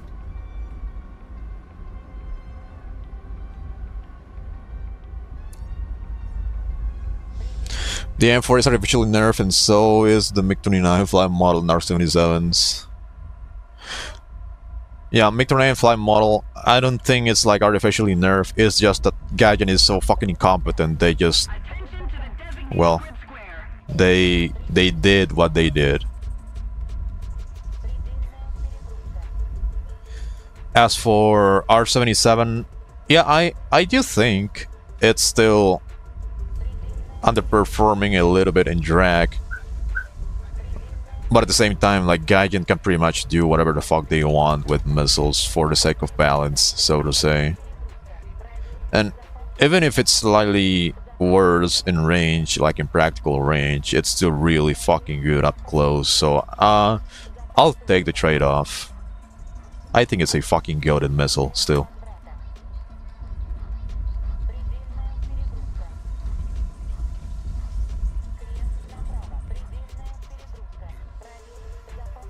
I think one of the main reasons why it feels like the 77 has far less range than it should, well, at least like back then when Fox 3s were first being introduced, is the fact that not only is A120 like objectively better in terms of drag, but also the launching platforms of the M120 have always been far better for high altitude gameplay. So, you know, you have a good missile and you pair it with a very, very good platform that can fly really high, really fast. Like, you get really fucking good launch parameters compared to a fucking fat flanker with a missile that is kind of worse for range, so. Huh?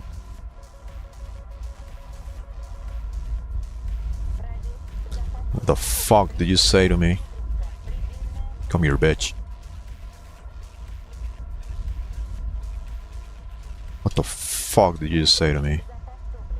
Come here. What are you?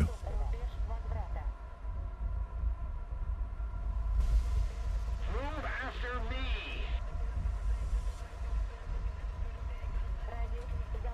Aha, look at that. They just keep climbing to the contrails for some reason. They don't learn, do they?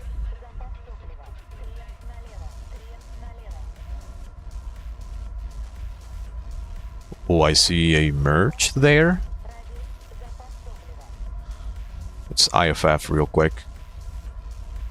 The enemy is the one on the right. Now, let's see who this guy is.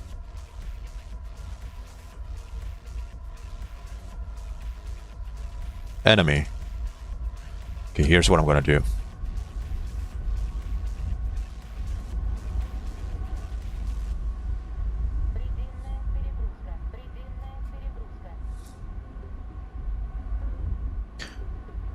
Where's the other two guys that were dogfighting? Like around there, I think. Alright, that's a Phantom. How close is he? I think close enough. Attention to the map. Don't you fucking dare to fire a missile that's gonna flare mine. Bro! Okay. Somebody cover me. Okay. That's very cool. That was my last missile, and now I'm just... Okay. Fair enough. Good.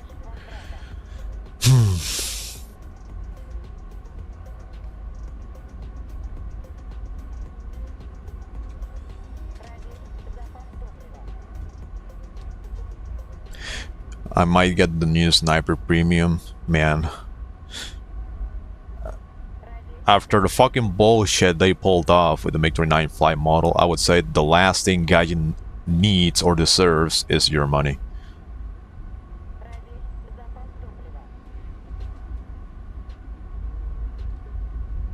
You know, I'll probably never be able to make it to the CC program, like community contributor program, because I will not hesitate to give Gaijin a shit. Fuck them.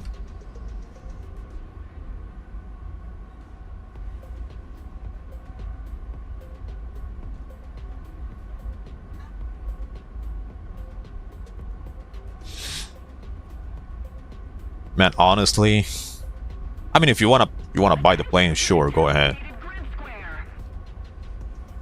But at the same time, I don't think these motherfuckers deserve your money. Also, did you guys know Gaijin is introducing 12 premium vehicles this patch? 12. 12. I'm pretty sure it's just gonna get worse from now on.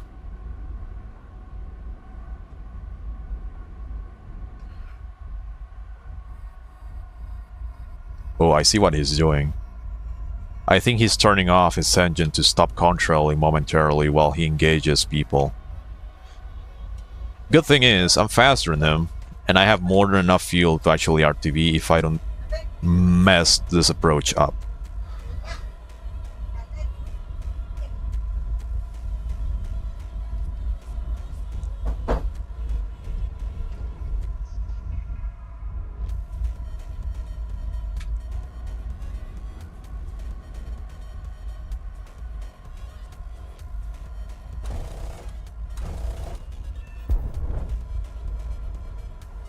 What?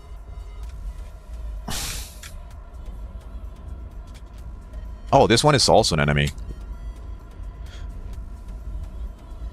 I don't really think I'm gonna have like enough fuel though. Oh, it's an 810. Okay, yeah, I do have enough fuel then. Average R6TM experience. Yeah, I literally fucking pitched up. I slaved the missile with IRST, got a lock, fire, and the fucking thing just detonates mid-air.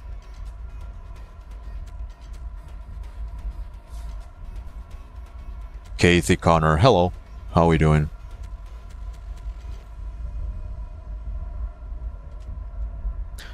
Don't...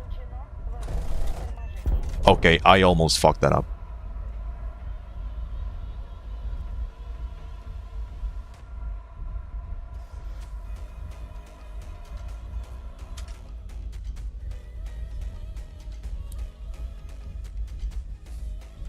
If they give it R73, I'm most definitely getting it, but they don't...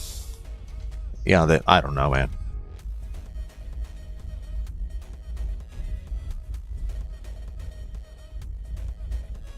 I used to be a hopeful little kid, having hope that the flight models will be, like, at least held to a slightly more realistic standard across the board, or at least keep the consistency between flight models, like, across the board. But, like, I think it's just, like, far better to just accept the fact that the flanker would always be dog shit, MiG-29 would always be dog shit, Eurocanards will always be busted, and F-22 is probably also gonna be more busted than Eurocanards, because if it's not, then everyone is gonna just be crying. And you can always, like, you can be absolutely sure you can expect US mains to go on the forums and complain that the F-22 Raptor underperforms because it cannot be the Eurofighter. So, like, imagine right now Eurofighter flight model is the absolute most fucking busted plane in the game together with Rafale. If the F-22 is not capable of beating those planes, there's two things that are gonna happen. Number one is everyone is gonna start crying that the fucking plane is dog shit and it's the best plane ever made, so it deserves to rape everything. Or number two, which is probably like the most healthy choice, would be to nerf your canards. We're ahead of the enemy. But anyway, I think it's just better to just accept the fact that the game will always be dog shit. It's never gonna be realistic at all, especially after what Gaijin has been doing ever since they released F-16. So it's just better to stop coping and accept defeat, and that way you will be able to sleep at night a little bit better. And just do what I do. Instead of playing top tier where everything is dog shit, just go back to lower tiers like this one, which are actually fun. Actually, I noticed that was literally like a single sortie, right? I literally flew around for like almost half an hour.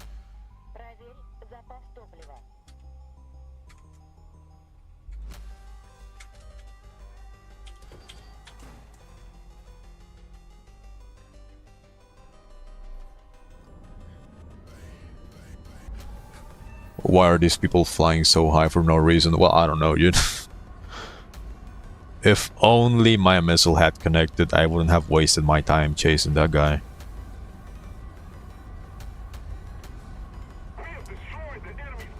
Wow, based. With a fucking 250 bomb, wow.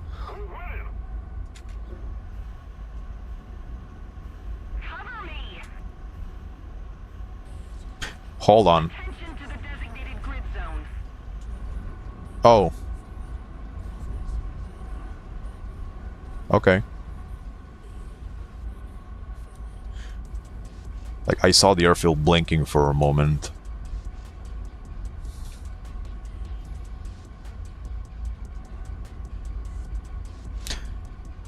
Oh.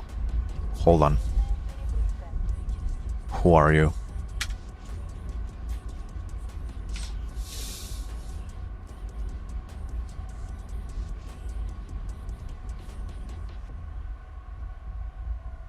Pretty damn sure I saw something here.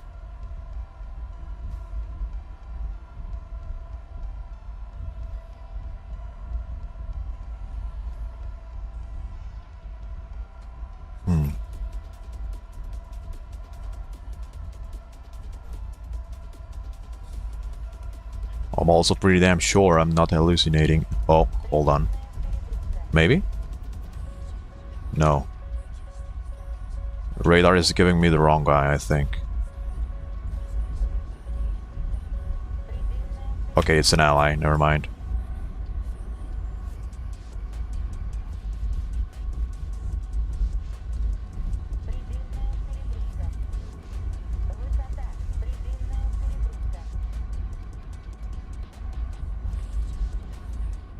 Okay, here's the thing.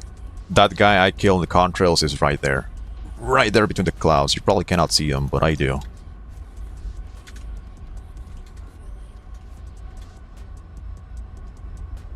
Here. Let's see how he reacts.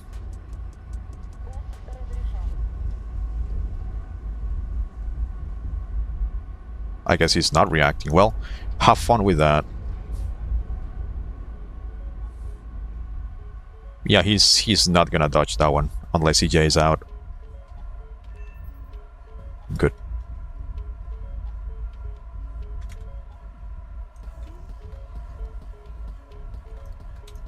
Oh, we're picking up two guys here. Surveillance aircraft. Bombers in A4. Okay, those are probably not AI, so... That thing I'm picking up might be an A10. We'll find out. It's two of them. One of them is flying away.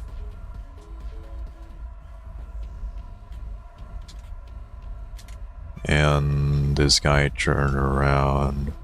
Yeah, that's definitely not the airfield planes. Okay, I'll turn off radar and reduce altitude.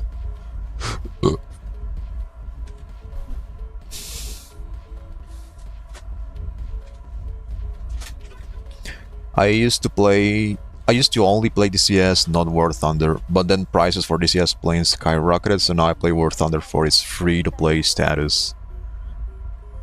Yeah, well, I think both games are just like acquired taste. I'm not really informed on DCS shenanigans and what the company has done, but like, I guess... Well, I don't really know if the prices are fair, to be honest. I like, the farthest I would go would be to buy something like the Flaming Cliffs that are not full fidelity, but they don't need to be.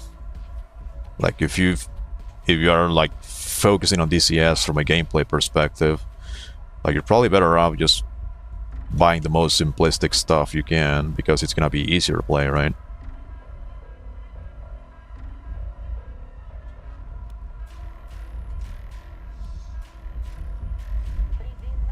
And well, in the case of War Thunder, you can always buy a premium plane, and well, depending on which one you buy and depending which tech tree you buy, well, you can just grind the entire tech tree with that, and you're gonna have a lot of planes and overall content to play with.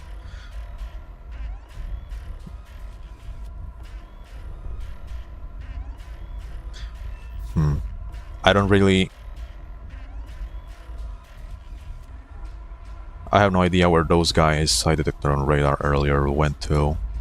I don't see them anymore. I'm getting pulse Doppler pings from this direction though.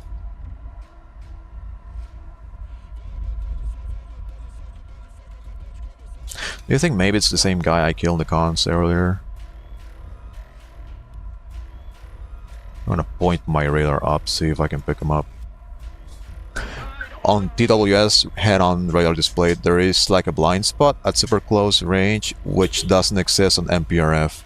Why is that a thing? Not all pulse Doppler radars work the same, and most importantly, not all pulse Doppler modes work the same. So pulse Doppler head-on is not simply a radar that displays targets coming head-on towards you. It actually works very differently. It uses... I'm not like super expert, I don't really know exactly how it works, but it uses high pulse repetition frequency. So those pulse Doppler modes that say HDN or head-on, They are a special type of pulse Doppler mode that only detects stuff going towards you, like head on towards you. So the main advantage is it's gonna have a fuck ton more range than the normal pulse Doppler, but it can only detect targets coming head on towards you. Now the normal TWS or normal pulse Doppler is a medium pulse repetition frequency. And that pulse Doppler mode is actually capable of detecting targets both hot and cold, but it has a little bit less range.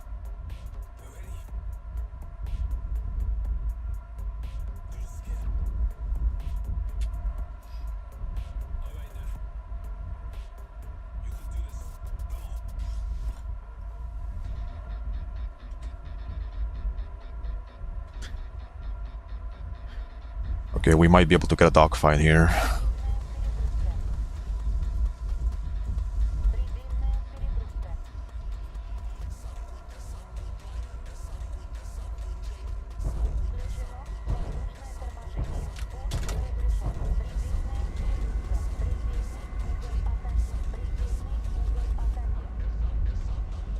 Stay under him and just raid fight next to him. The moment he goes down like this, we cut him off. Maybe we can get a shot and hit.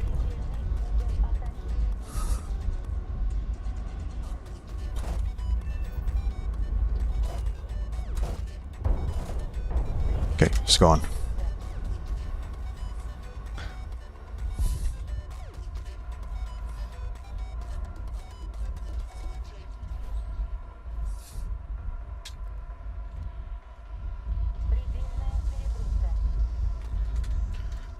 Who is this guy?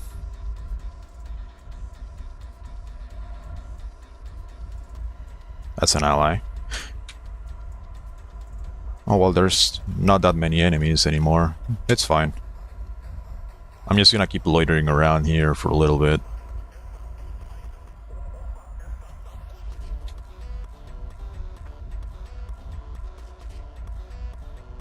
Somebody else in there and he's flaring. My radar just picked up something here. Oh, never mind. Here to my right. This guy? Yeah, this guy.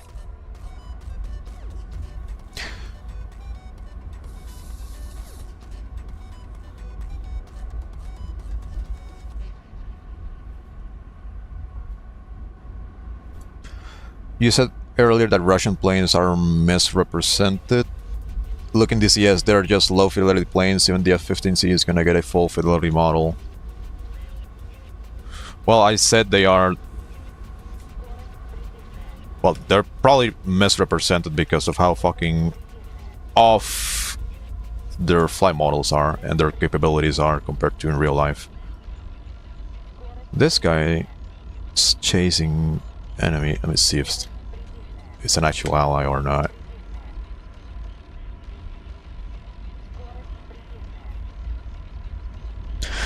The thing is, Russian planes like MiG-29 and Flanker are just like, the flight models are so fucking cooked, they barely represent their capabilities in real life, as they probably should. While everything else is actually allowed to outperform to even bigger margins, probably. What the fuck is this clusterfuck of people?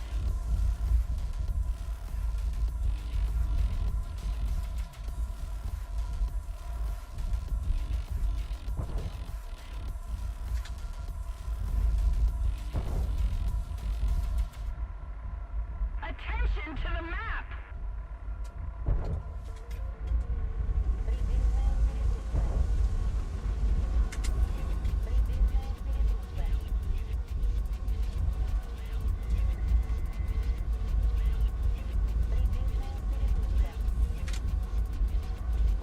Go R60! Bonk.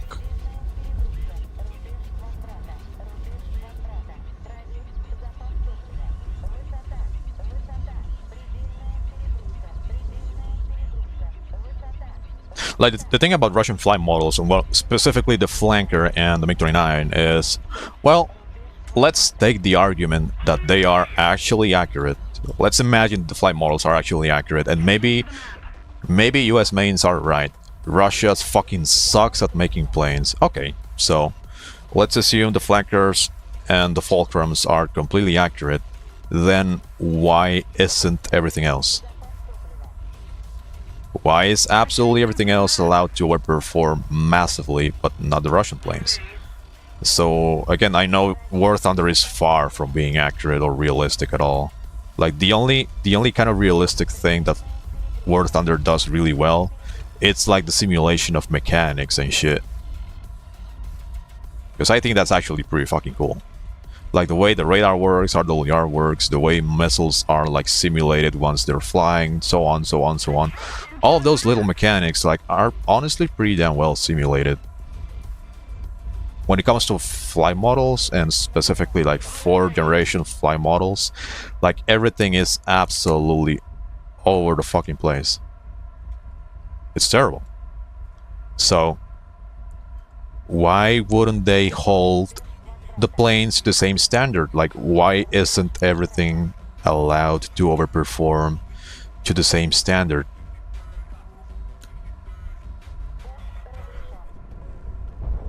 Does he die? He dies.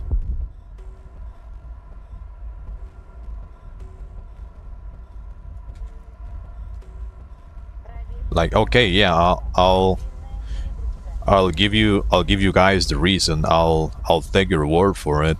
Russia doesn't know how to make planes. That's why they fucking suck so much at top tier. Okay, let's agree with that. Let's say, okay, Russian flight models are actually dog shit objectively. So why are the Russian planes the only ones that have to be accurate, but not everything else? So why do they not make everything overperform like in like an equal basis across the board?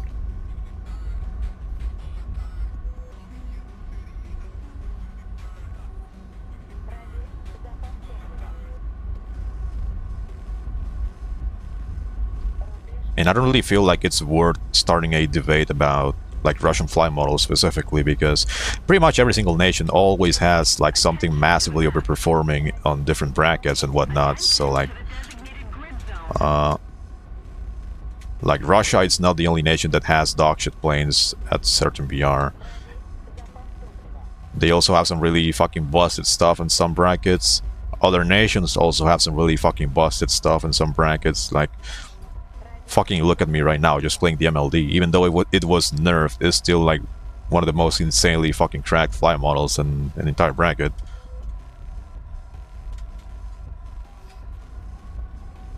But like in the case of top tier, like you count all the planes above like 12.7, 13.0 onwards, like everything is pretty much overperforming massively by huge margins, because Gaijin basically makes everything up, and you cannot bug report anything because everything is classified. So if you try to prove Gaijin wrong, they're just gonna show the middle finger and tell you to go fuck yourself.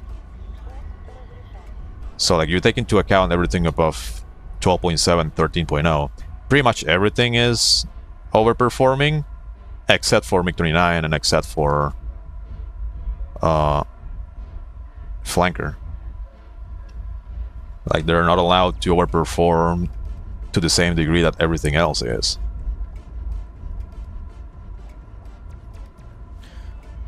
Anyway, kind of running out of fuel, and I don't really know if I'll be able to kill this guy. We've destroyed the enemy's base.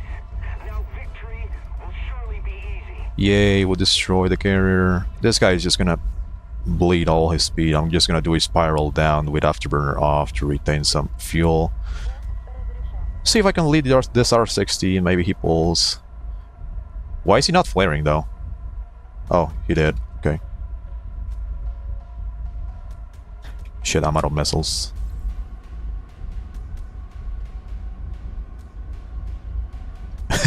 I don't think I'm gonna have enough fuel to chase him. He's not going like particularly fast either, so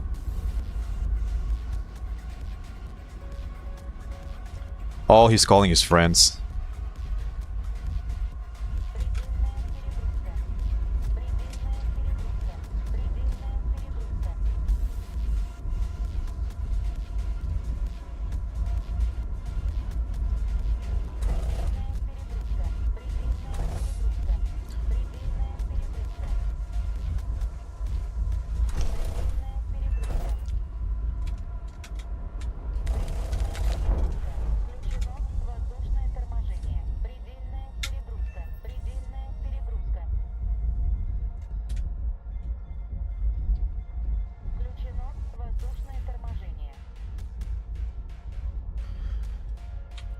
Well, I'm out of fuel. I'm just gonna J out. I don't know why Gaijin decision making is the way they are, but I struggle to see why they wouldn't just implement things accurately and then decide BR for it. If it's too good or bad, then artificial nerf buff.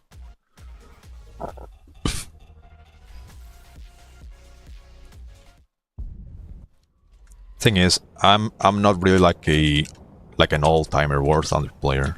I used to play back then like a decade ago or something, because my account is really old. So I used to play War Thunder back in the day, play a little bit of World War II stuff, like tanks mostly. Never really been into props, so like overall, I pretty much started playing again and actually got hooked into the game when the F-14 was coming out. So I pretty much started playing War Thunder like 3 or 4 years ago when the F-14 was just being introduced to the game. But before that, I never really played like any of the lower tiers, and I barely ever played props like at all. I just purchased a premium vehicle and grinded Soviet tech tree, and that's it. So like, I don't really know how the matchups currently work in props or early jets or Vietnam era, and I don't really know very well which planes are far overperforming compared to their IRL counterparts and whatnot. But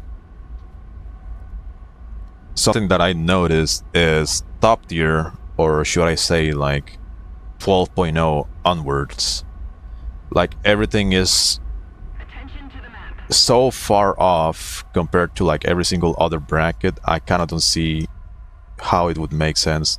I don't see it make sense at all.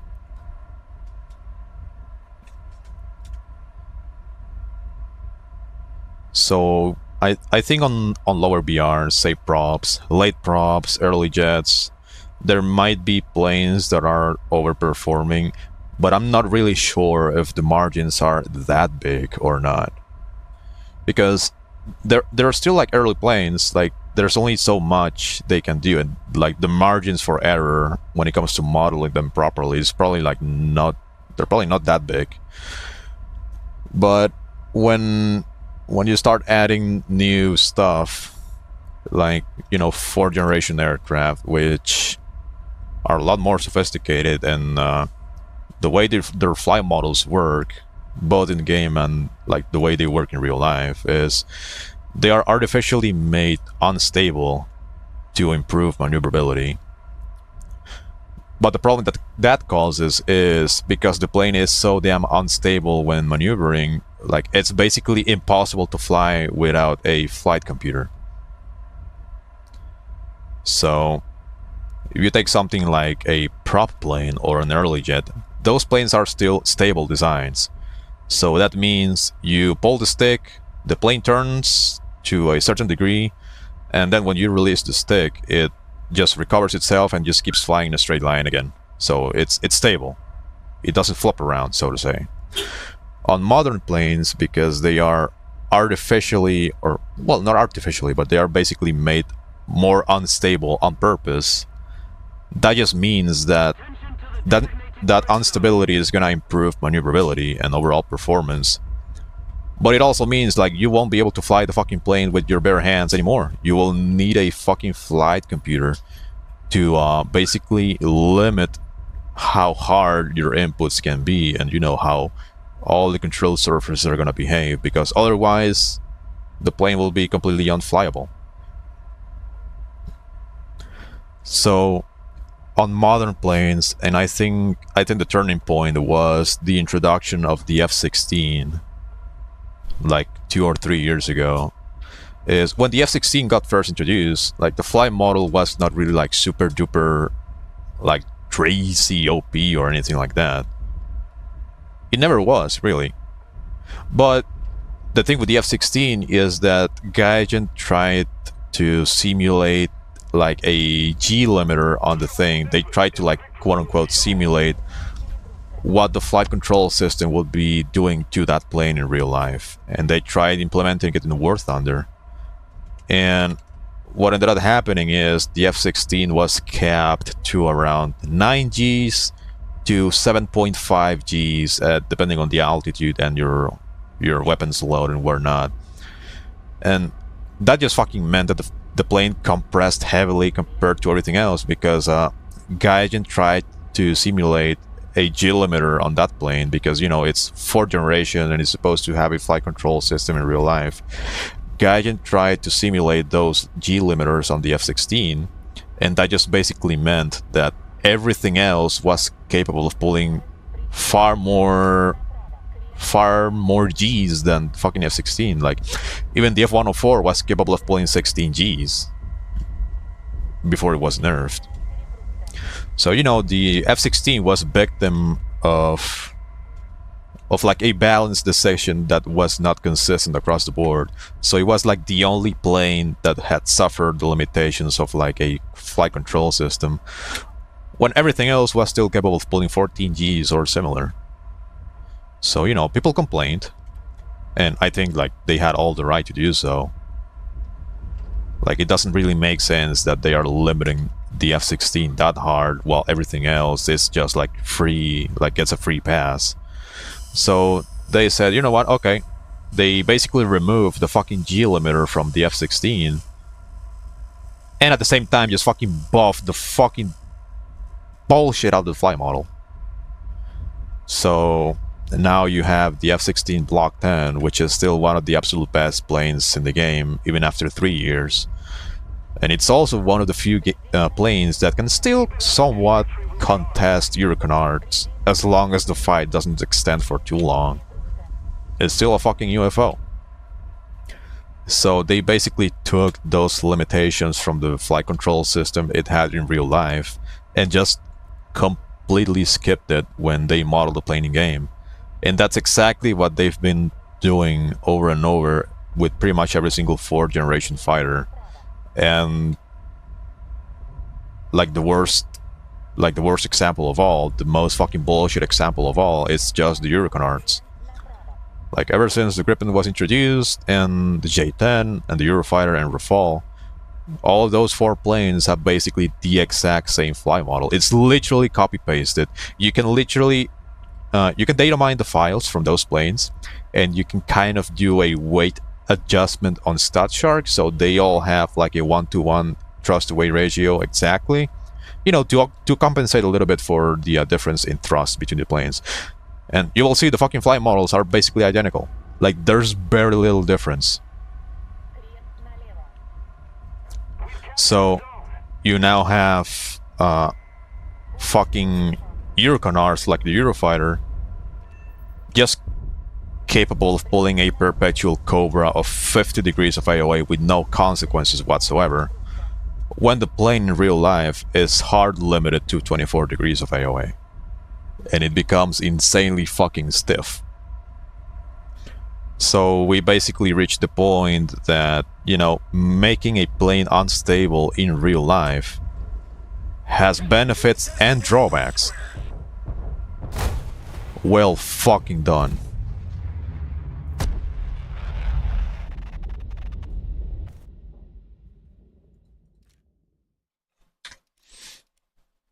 So when you try to make a plane unstable in real life, you get benefits and drawbacks. So the benefits is you increase the maneuverability by a lot on certain speed ranges, but like overall, like across the board, maneuverability is increased by a fuck ton. But the drawback is the plane becomes far too unstable, and it's impossible to fly without a flight computer. So what do you do? What do you have to do in order to prevent the drawbacks from killing your pilot is you set limitations to the flight control system. So, for example, Eurofighter in real life is capped to around 24 degrees of AOA. Probably a little bit lower depending on the weapons load and fuel load and all that, if it has drop tanks and whatever. But it has limitations, so you actually have to fight those drawbacks with the flight control system. And you know, the flight control system is there to like help you fly the fucking plane, otherwise the plane itself is gonna kill you. Well, in War Thunder, those drawbacks do not exist whatsoever. That's why you literally have planes like the F-16A being better at slow speeds than the fucking Mirage 2000. Because on top of that, the Mirage 2000 is also capped to 10 Gs in the game, when everything else around the same bracket is pulling 15 or more. So you basically have planes that are meant to have flight control system because of their design, because of their unstable design, but Gaijin just didn't want to model the drawbacks at all. And there's even a bug report that somebody made like 2 years ago about the F-16A. Like, the F-16A is blatantly overperforming at slow speeds. So somebody made a bug report on it, and they attached sources and shit, and the bug report got passed to the developers, and the developers literally said, we don't really want to adjust flight models at slow speeds, because if we do, then the F-16 is gonna become a brick, and it's gonna affect mouse aim negatively, and we don't want that. So this player literally made a bug report about the fucking F-16A, and he demonstrated that it's like actually overperforming, and Gaijin just decided to ignore the fucking bug report because nah, we don't like the consequences of balancing the plane, because it's gonna affect RRB players, because it's gonna make mouse aim actual ass. So we're just not gonna do anything about it. Cope. And fuck you.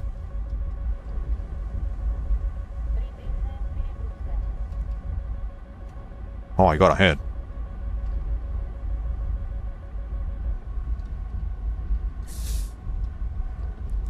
So not only are 4th generation fighters overperforming, but also Gaijin does not give a fuck about nerfing them. Attention to the map. Pretty much. And I have the screenshots for that. I asked a friend of mine to search through the bug reports, and he actually found the specific bug report where Gaijin said they didn't want to nerf the F-16 because it would affect mouse aim, and therefore they don't want to adjust it.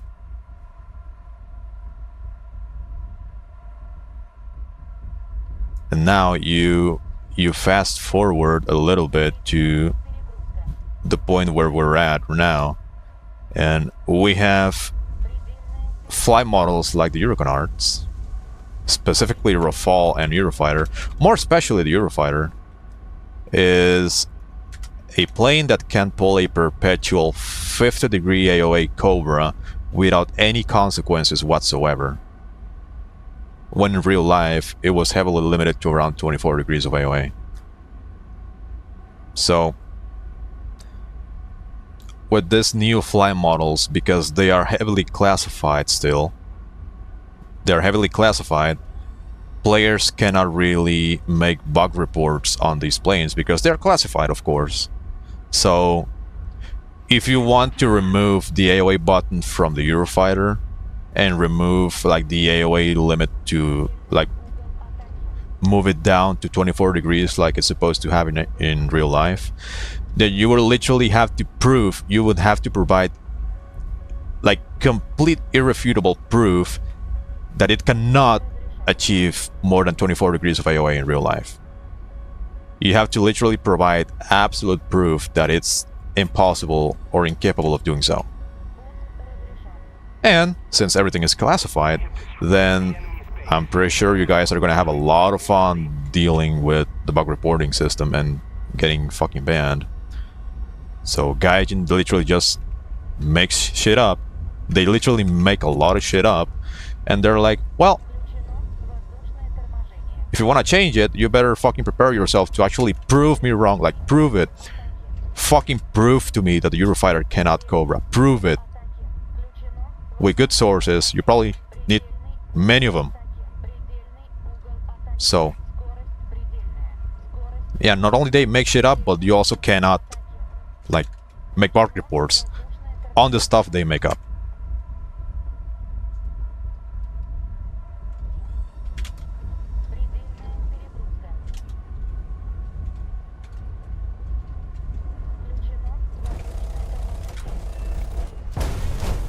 Wow, got him.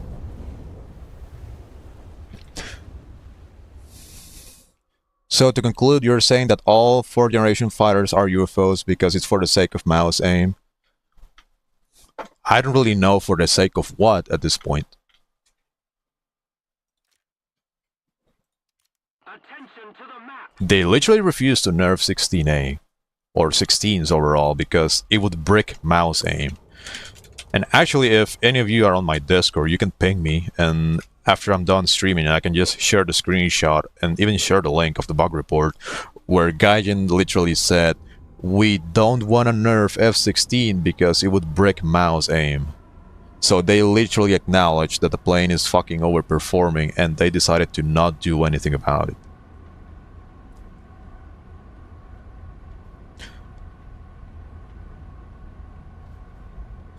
Like, pretty much at this point, we're probably gonna get F-22 by the end of this year. Or very close in one of the first patches of the next year. And that thing is very likely gonna be far better than the Unicorn Arts, because if it's not, then the US mains are gonna complain. And you know how much Gaijin just coddles these motherfuckers. So, you know, you introduce the absolute best plane ever made into War Thunder. And if that thing does not win against Unicorn Arts, then everyone is gonna just stop coping. Well, start coping, I mean. And at the same time, the other implication is, if the Unicorn Arts are already insanely, disgustingly busted, then how busted are they gonna make the F-22? Attention to the map. Because, like, just think about it. F-22, if that thing does not win consistently against Unicorn Arts, everyone is gonna complain. Because it's basically the most, probably the most overhyped plane in history. Like, everyone nowadays, even fucking babies in the womb, know what the F-22 Raptor is, because fucking Western media just keeps shoving that fucking plane in your face everywhere you look. Like, everyone knows what the F-22 Raptor is, and apparently everyone knows what it's supposed to be capable of doing. So if that thing comes to the game, and it doesn't meet the fantasy expectations that people have for it, then US mains are just gonna complain. And an even worse case scenario is, if they make the F-22 actually better than the Unicorn Arts, which are already absolutely busted and far, far better than everything else, then just imagine how busted they will make the F-22.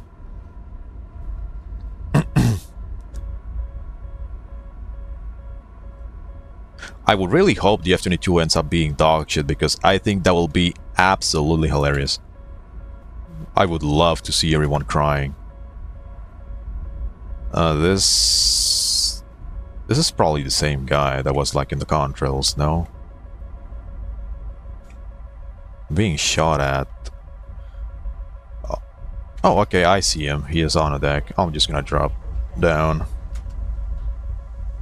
Oh, Mustang, are you still on the stream? Remember what I explained to you about pulse Doppler radars with head-on mode? Is I just go cold slightly, drop to the deck, and they're just gonna lose lock like that. Wow, and not a single piece of chaff was used. I think I see him.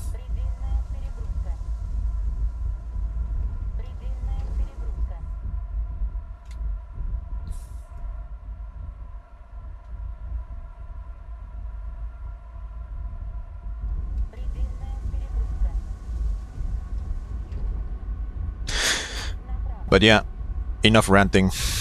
Enough immature ranting because I'm just a fucking nobody. I just play the game. I'm a shitter. I know nothing about aviation, so my coping is just it's coping. You just fucking get good at the game and go play something else. Go play DCS. But yeah, I don't know what's gonna happen with this game in like a year. Because at this point, top tier is literally Ace Combat.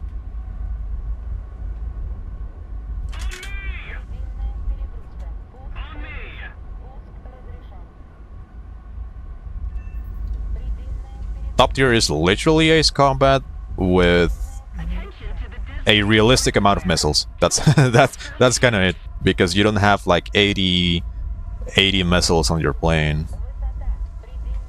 You just have a limited amount. And like the fucking way stuff like Rafale flies and Eurofighter and all the fucking NATO planes fly, it's basically Ace Combat.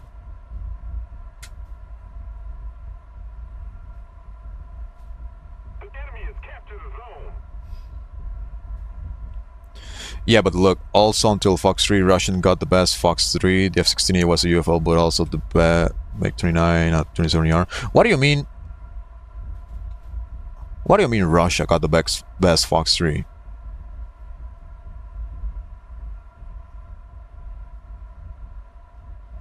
I mean, in my opinion, yeah, fucking 77 and 77-1 are the best Fox 3s in the game.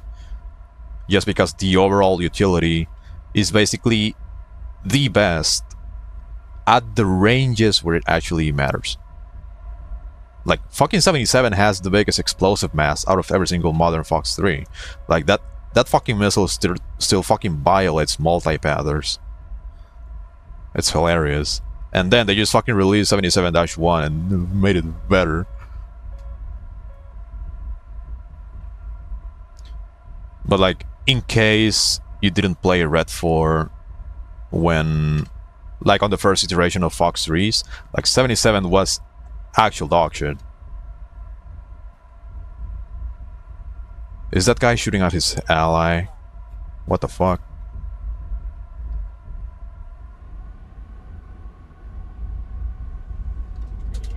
Pretty sure it's an enemy, no?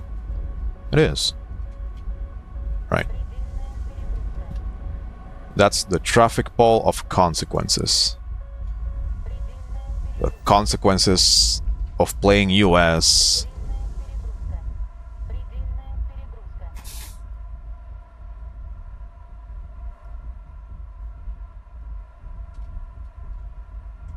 What the fuck are these? AI planes?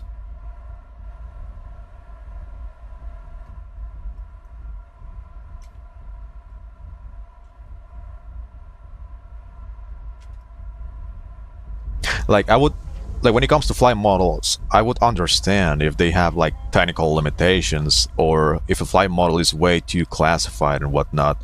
But these motherfuckers literally have zero interest or zero initiative to actually make things like realistic or balanced.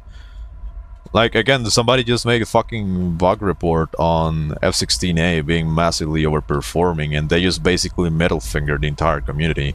Like, no, we don't want to nerf it. Like, they don't really fucking care about realism anymore. They don't even care about balance. Because, like, look at what's happening right now on the current dev server of the upcoming patch. Like, American planes honestly are suffering. And I haven't played American planes too much lately, but I am kind of in the middle ground between American planes suffering because the planes themselves are bad, or the more likely thought process, in my opinion, is American planes are just suffering because of their missile load, mostly. Because for me, the M120 is fucking mid. Like, M120 is probably the worst missile for my playstyle, that is. But like, anyway. I think American planes they're mid. They're not bad, but they don't really have like anything special to offer.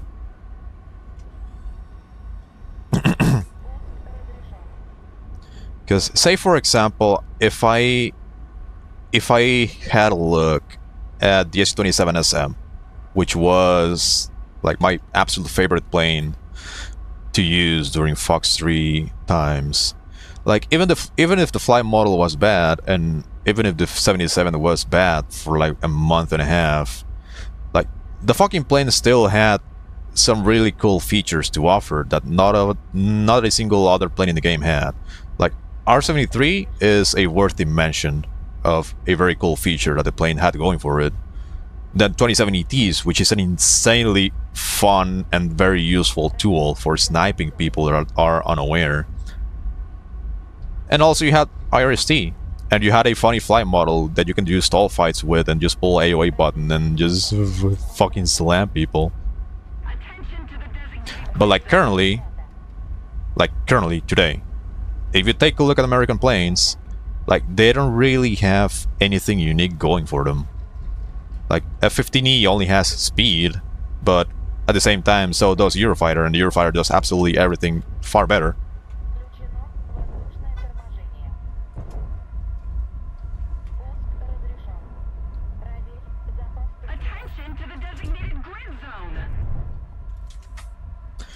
So overall right now, American planes, they're not bad, but I think they're just massively overshadowed by, well, the most overperforming planes in the game, which are the Eurocanards. So maybe, instead of fucking giving them the M120C5 and also giving them to the fucking Eurofighter, they could have just fixed the actual root of the problem and just nerfed the Eurocanards to a more realistic standard. So, yet again, kind of the same thing that happened with the MiG-29, but probably worse, is MiG-29 got gimped, it didn't get the R-73s, and instead got the R-27ER, which it never carried. So, you know, instead of actually fucking fixing the flight model or putting a little bit of effort into making it good or realistic, they just fucking nuked the flight model for whatever fucking reason and just gave the plane a missile it was never capable of carrying. So it's like, instead of fucking fixing the root of the problem, they just create another problem and fucking ruin the, everything else with power creep. And it seems like that's kind of what they are about to do once again with the fucking A120C5. Like, I don't think that missile is gonna change absolutely anything at all. Because, to be honest, and this is one of the takes that I probably want to be the most cocky about, because I'm one of the most experienced sim players there is, I don't think the extra range of something like the M120C5 matters at all. I think short range performance is far more important than just having good range. Because even if you have the best M120 in the entire world, like, you can just notch it, and if it's fired from really far away, it's still gonna have lower terminal speed, and the target is gonna have more time to react anyway. So, in a BVR joust that is properly done with two experienced players, pretty much the entire engagement is just gonna be decided by who transitions from offense to defense at medium distances or close ranges better than the other guy. And, you probably guessed it, there are missiles that are far better than others at closer ranges. So, your range advantage on something like the M120C5 is not gonna mean yak shit against somebody who actually knows how to fight. Because in a proper BVR engagement, like, you will just end up closing the distance over and over and over. You just commit, fire, defend, commit, fire, defend. So you're basically transitioning between offense and defense over and over again, while also closing the distance with each other. And by the point you get close enough to the opponent, well, guess what? There's gonna be a missile that's gonna be far better performing at closer ranges than the M120. So your little kinematic advantage or extra range on the M120 is not gonna mean anything. So again, instead of fucking fixing the main issue with the balancing in top tier, they just put a fucking band-aid on it and They just fucking open a different wound.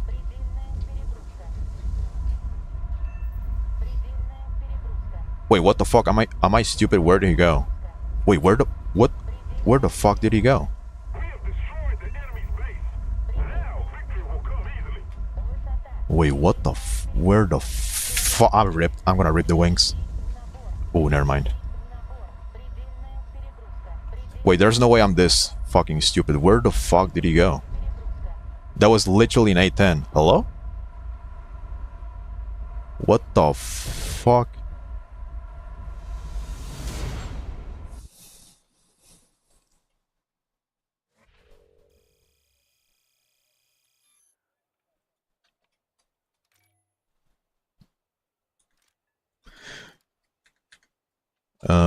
Anyway, I think I was talking about the M120 C5 and shit. Like, as of right now, I don't think it's been changed on that server yet again. But on practice, like the fucking M120 C5, it's basically like 5% better at most. Like over longer ranges against people who do not react at all. Like the missile is gonna impact on the target like 2 seconds earlier at most. Like literally at most on perfect conditions. Like it's barely any difference whatsoever. And it also pulls a little bit worse at slower speeds. So the turn radius of the missile is going to be a little bit worse. So again, I don't really see the extra range of the M120B that important at all. Like if in an actual engagement, you're better off having a missile with better performance at close range, where you can probably fire from high of bore side or something.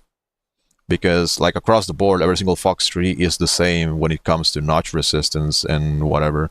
So like the M120 doesn't really have anything to offer.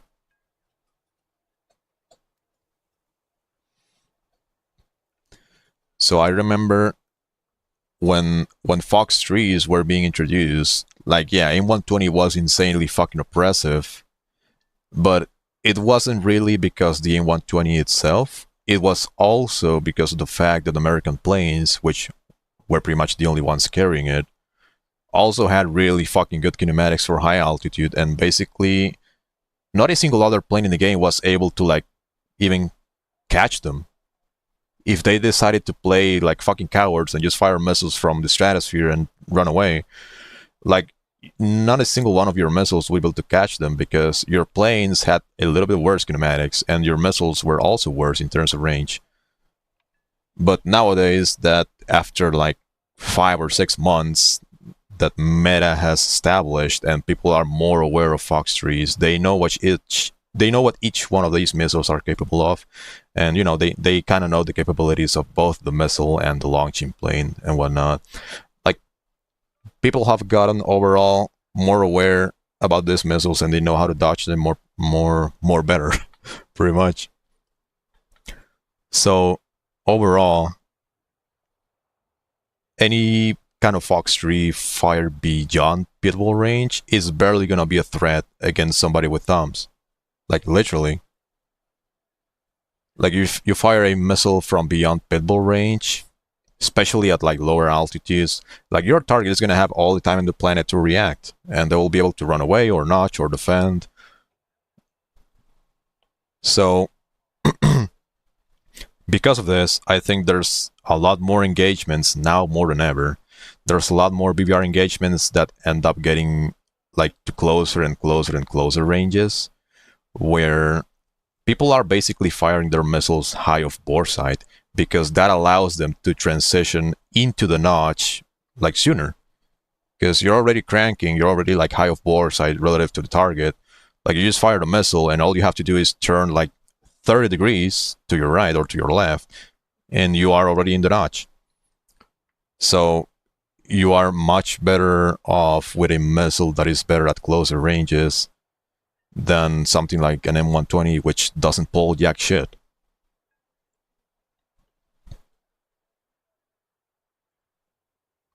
And this basically just brings me to like the other counterpart of why American planes are kind of suffering, is that American missiles are mid as fuck. And on top of that, like American planes are just being massively overshadowed by pretty much every single other plane that is massively overpowered. Like, why would you even, like, if you had, say for example, if you had all the fucking tech trees unlocked, why would you even bother playing something like the 15E if the Eurofighter exists? So this plane basically has similar kinematics to the Eurofighter. It can get really high really fast, and you can just sling missiles from the stratosphere. But at the same time, this thing just compresses like a fucking pig, and that means that if you're flying very high at very high altitudes, it's gonna take you forever to actually turn around and reach the notch because you're compressing. However, if you're flying something like the Eurofighter, well, you basically reach the notch sooner than the fucking F-15E because it's a fucking UFO. And I'm not even gonna talk about the fucking Rafale though.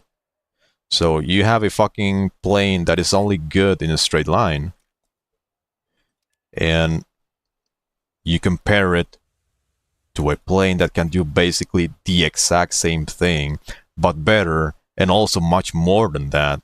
Like, why the fuck would you play it? Why the fuck would you play the F-15E? Like, except for maybe multi-role, if you are into that, if you want to contribute to the team, which is, you know, it's fun. Like, doing PvE is fun that way. But like, when it comes to like PvP, which is what matters the most for a lot of people, like, if you have the ability to choose between both, like, why the fuck would you play 15E if the Eurofighter exists? So like, overall, like, American planes are just mid because they don't really have anything to offer. Like, they don't really have anything unique going for them.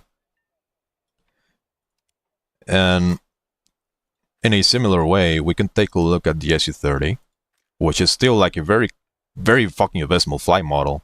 It's a pig. Like, it's a pig in a different way than the F-15E is. But if you compare both planes, this thing actually has a lot of good shit going for it. Like, you have a really fucking cracked radar. You have an IRST, which is useful. You have a fuck ton of missiles, and you have massive combat endurance.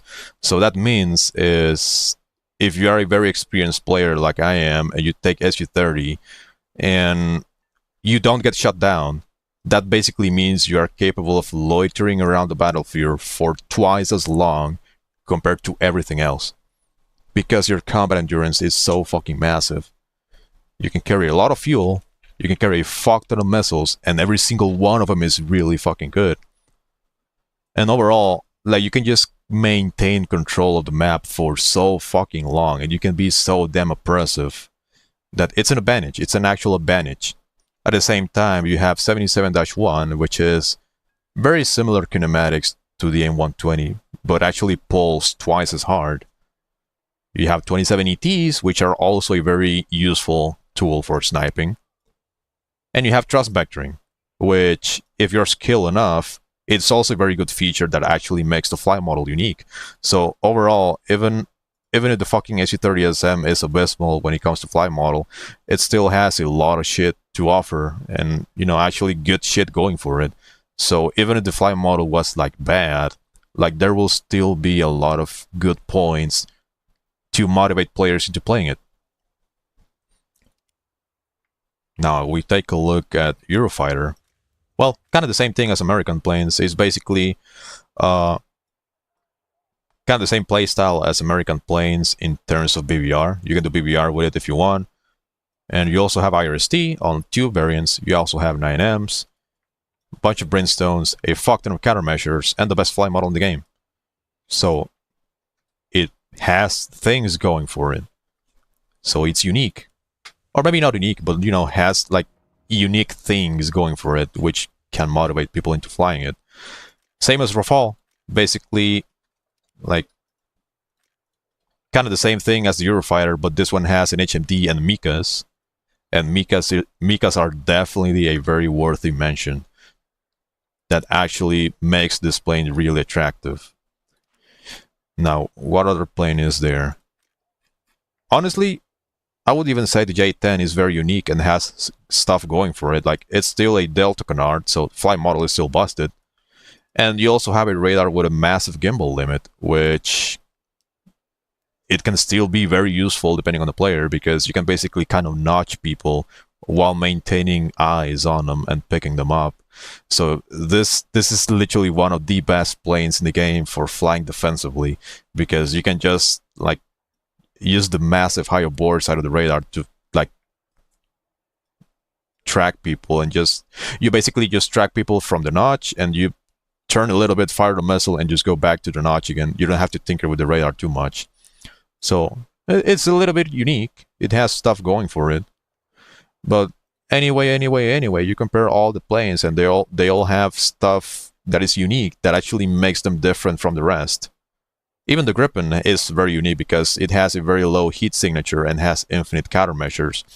So it basically means this fucking plane is completely immune to being third-partied, pretty much. Like, all you have to do is you just have to be kind of good at multipathing. You just have to be good at multipathing while looking around with the HMD to not crash. You have to get good at forcing the merge, which isn't really that difficult. And once you merge with people, you just enable periodic countermeasures, and you are basically immune to third parties, pretty much.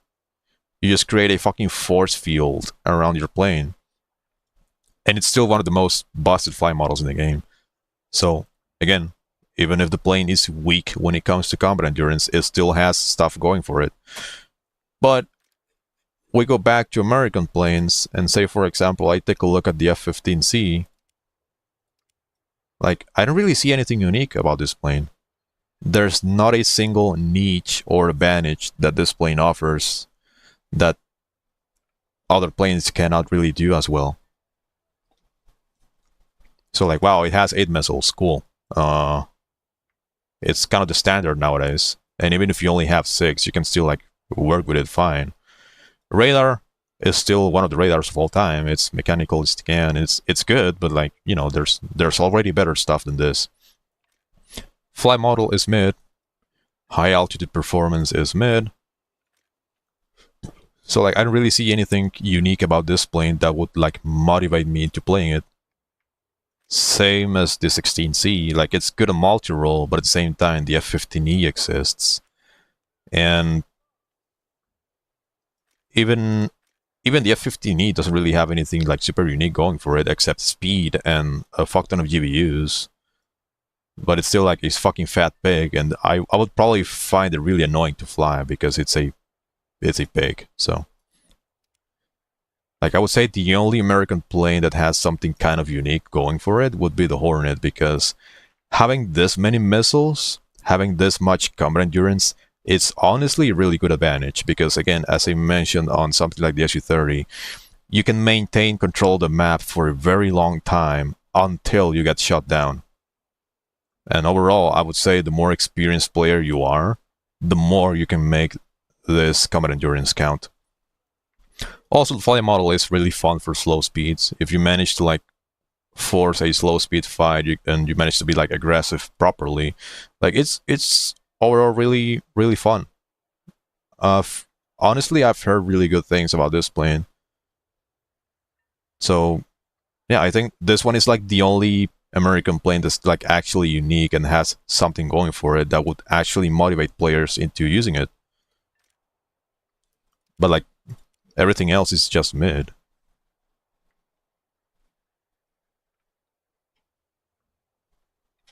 So it's not that the planes are bad.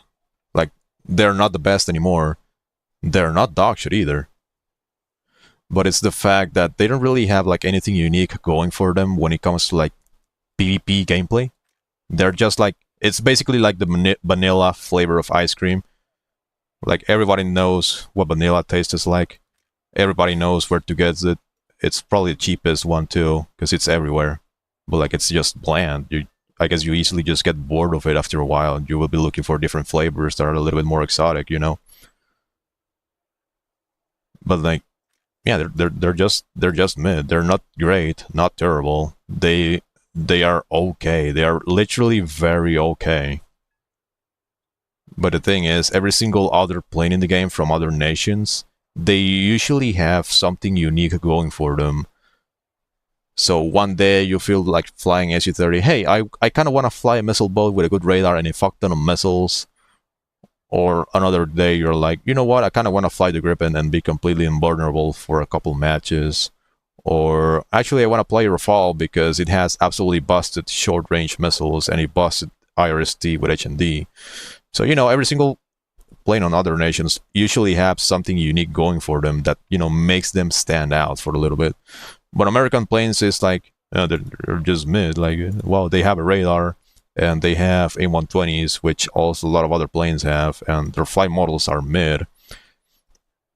Not because the flight models are bad, but because everything else is just so unnecessarily and massively overpowered that these planes just get overshadowed. Like every single top tier plane that is not in your canard, it's just gonna feel like dog shit to fly. Oh well, look at what we have here. Speaking of devil, speaking of abysmal dog shit, we have the king of them all. Anyway, I don't want to make the rambling last longer than the actual gameplay, so I'm gonna call it here. Thank you guys for sticking around and watching the slop content. Also, always, I'll see you guys in the next one. Thanks for hearing my insufferable complaining about the game every single fucking stream, because, well, the game is dog shit, and I'm just letting I'm just letting everyone know against their will. Alright. GG's. Take care. I'll see you guys in the next one.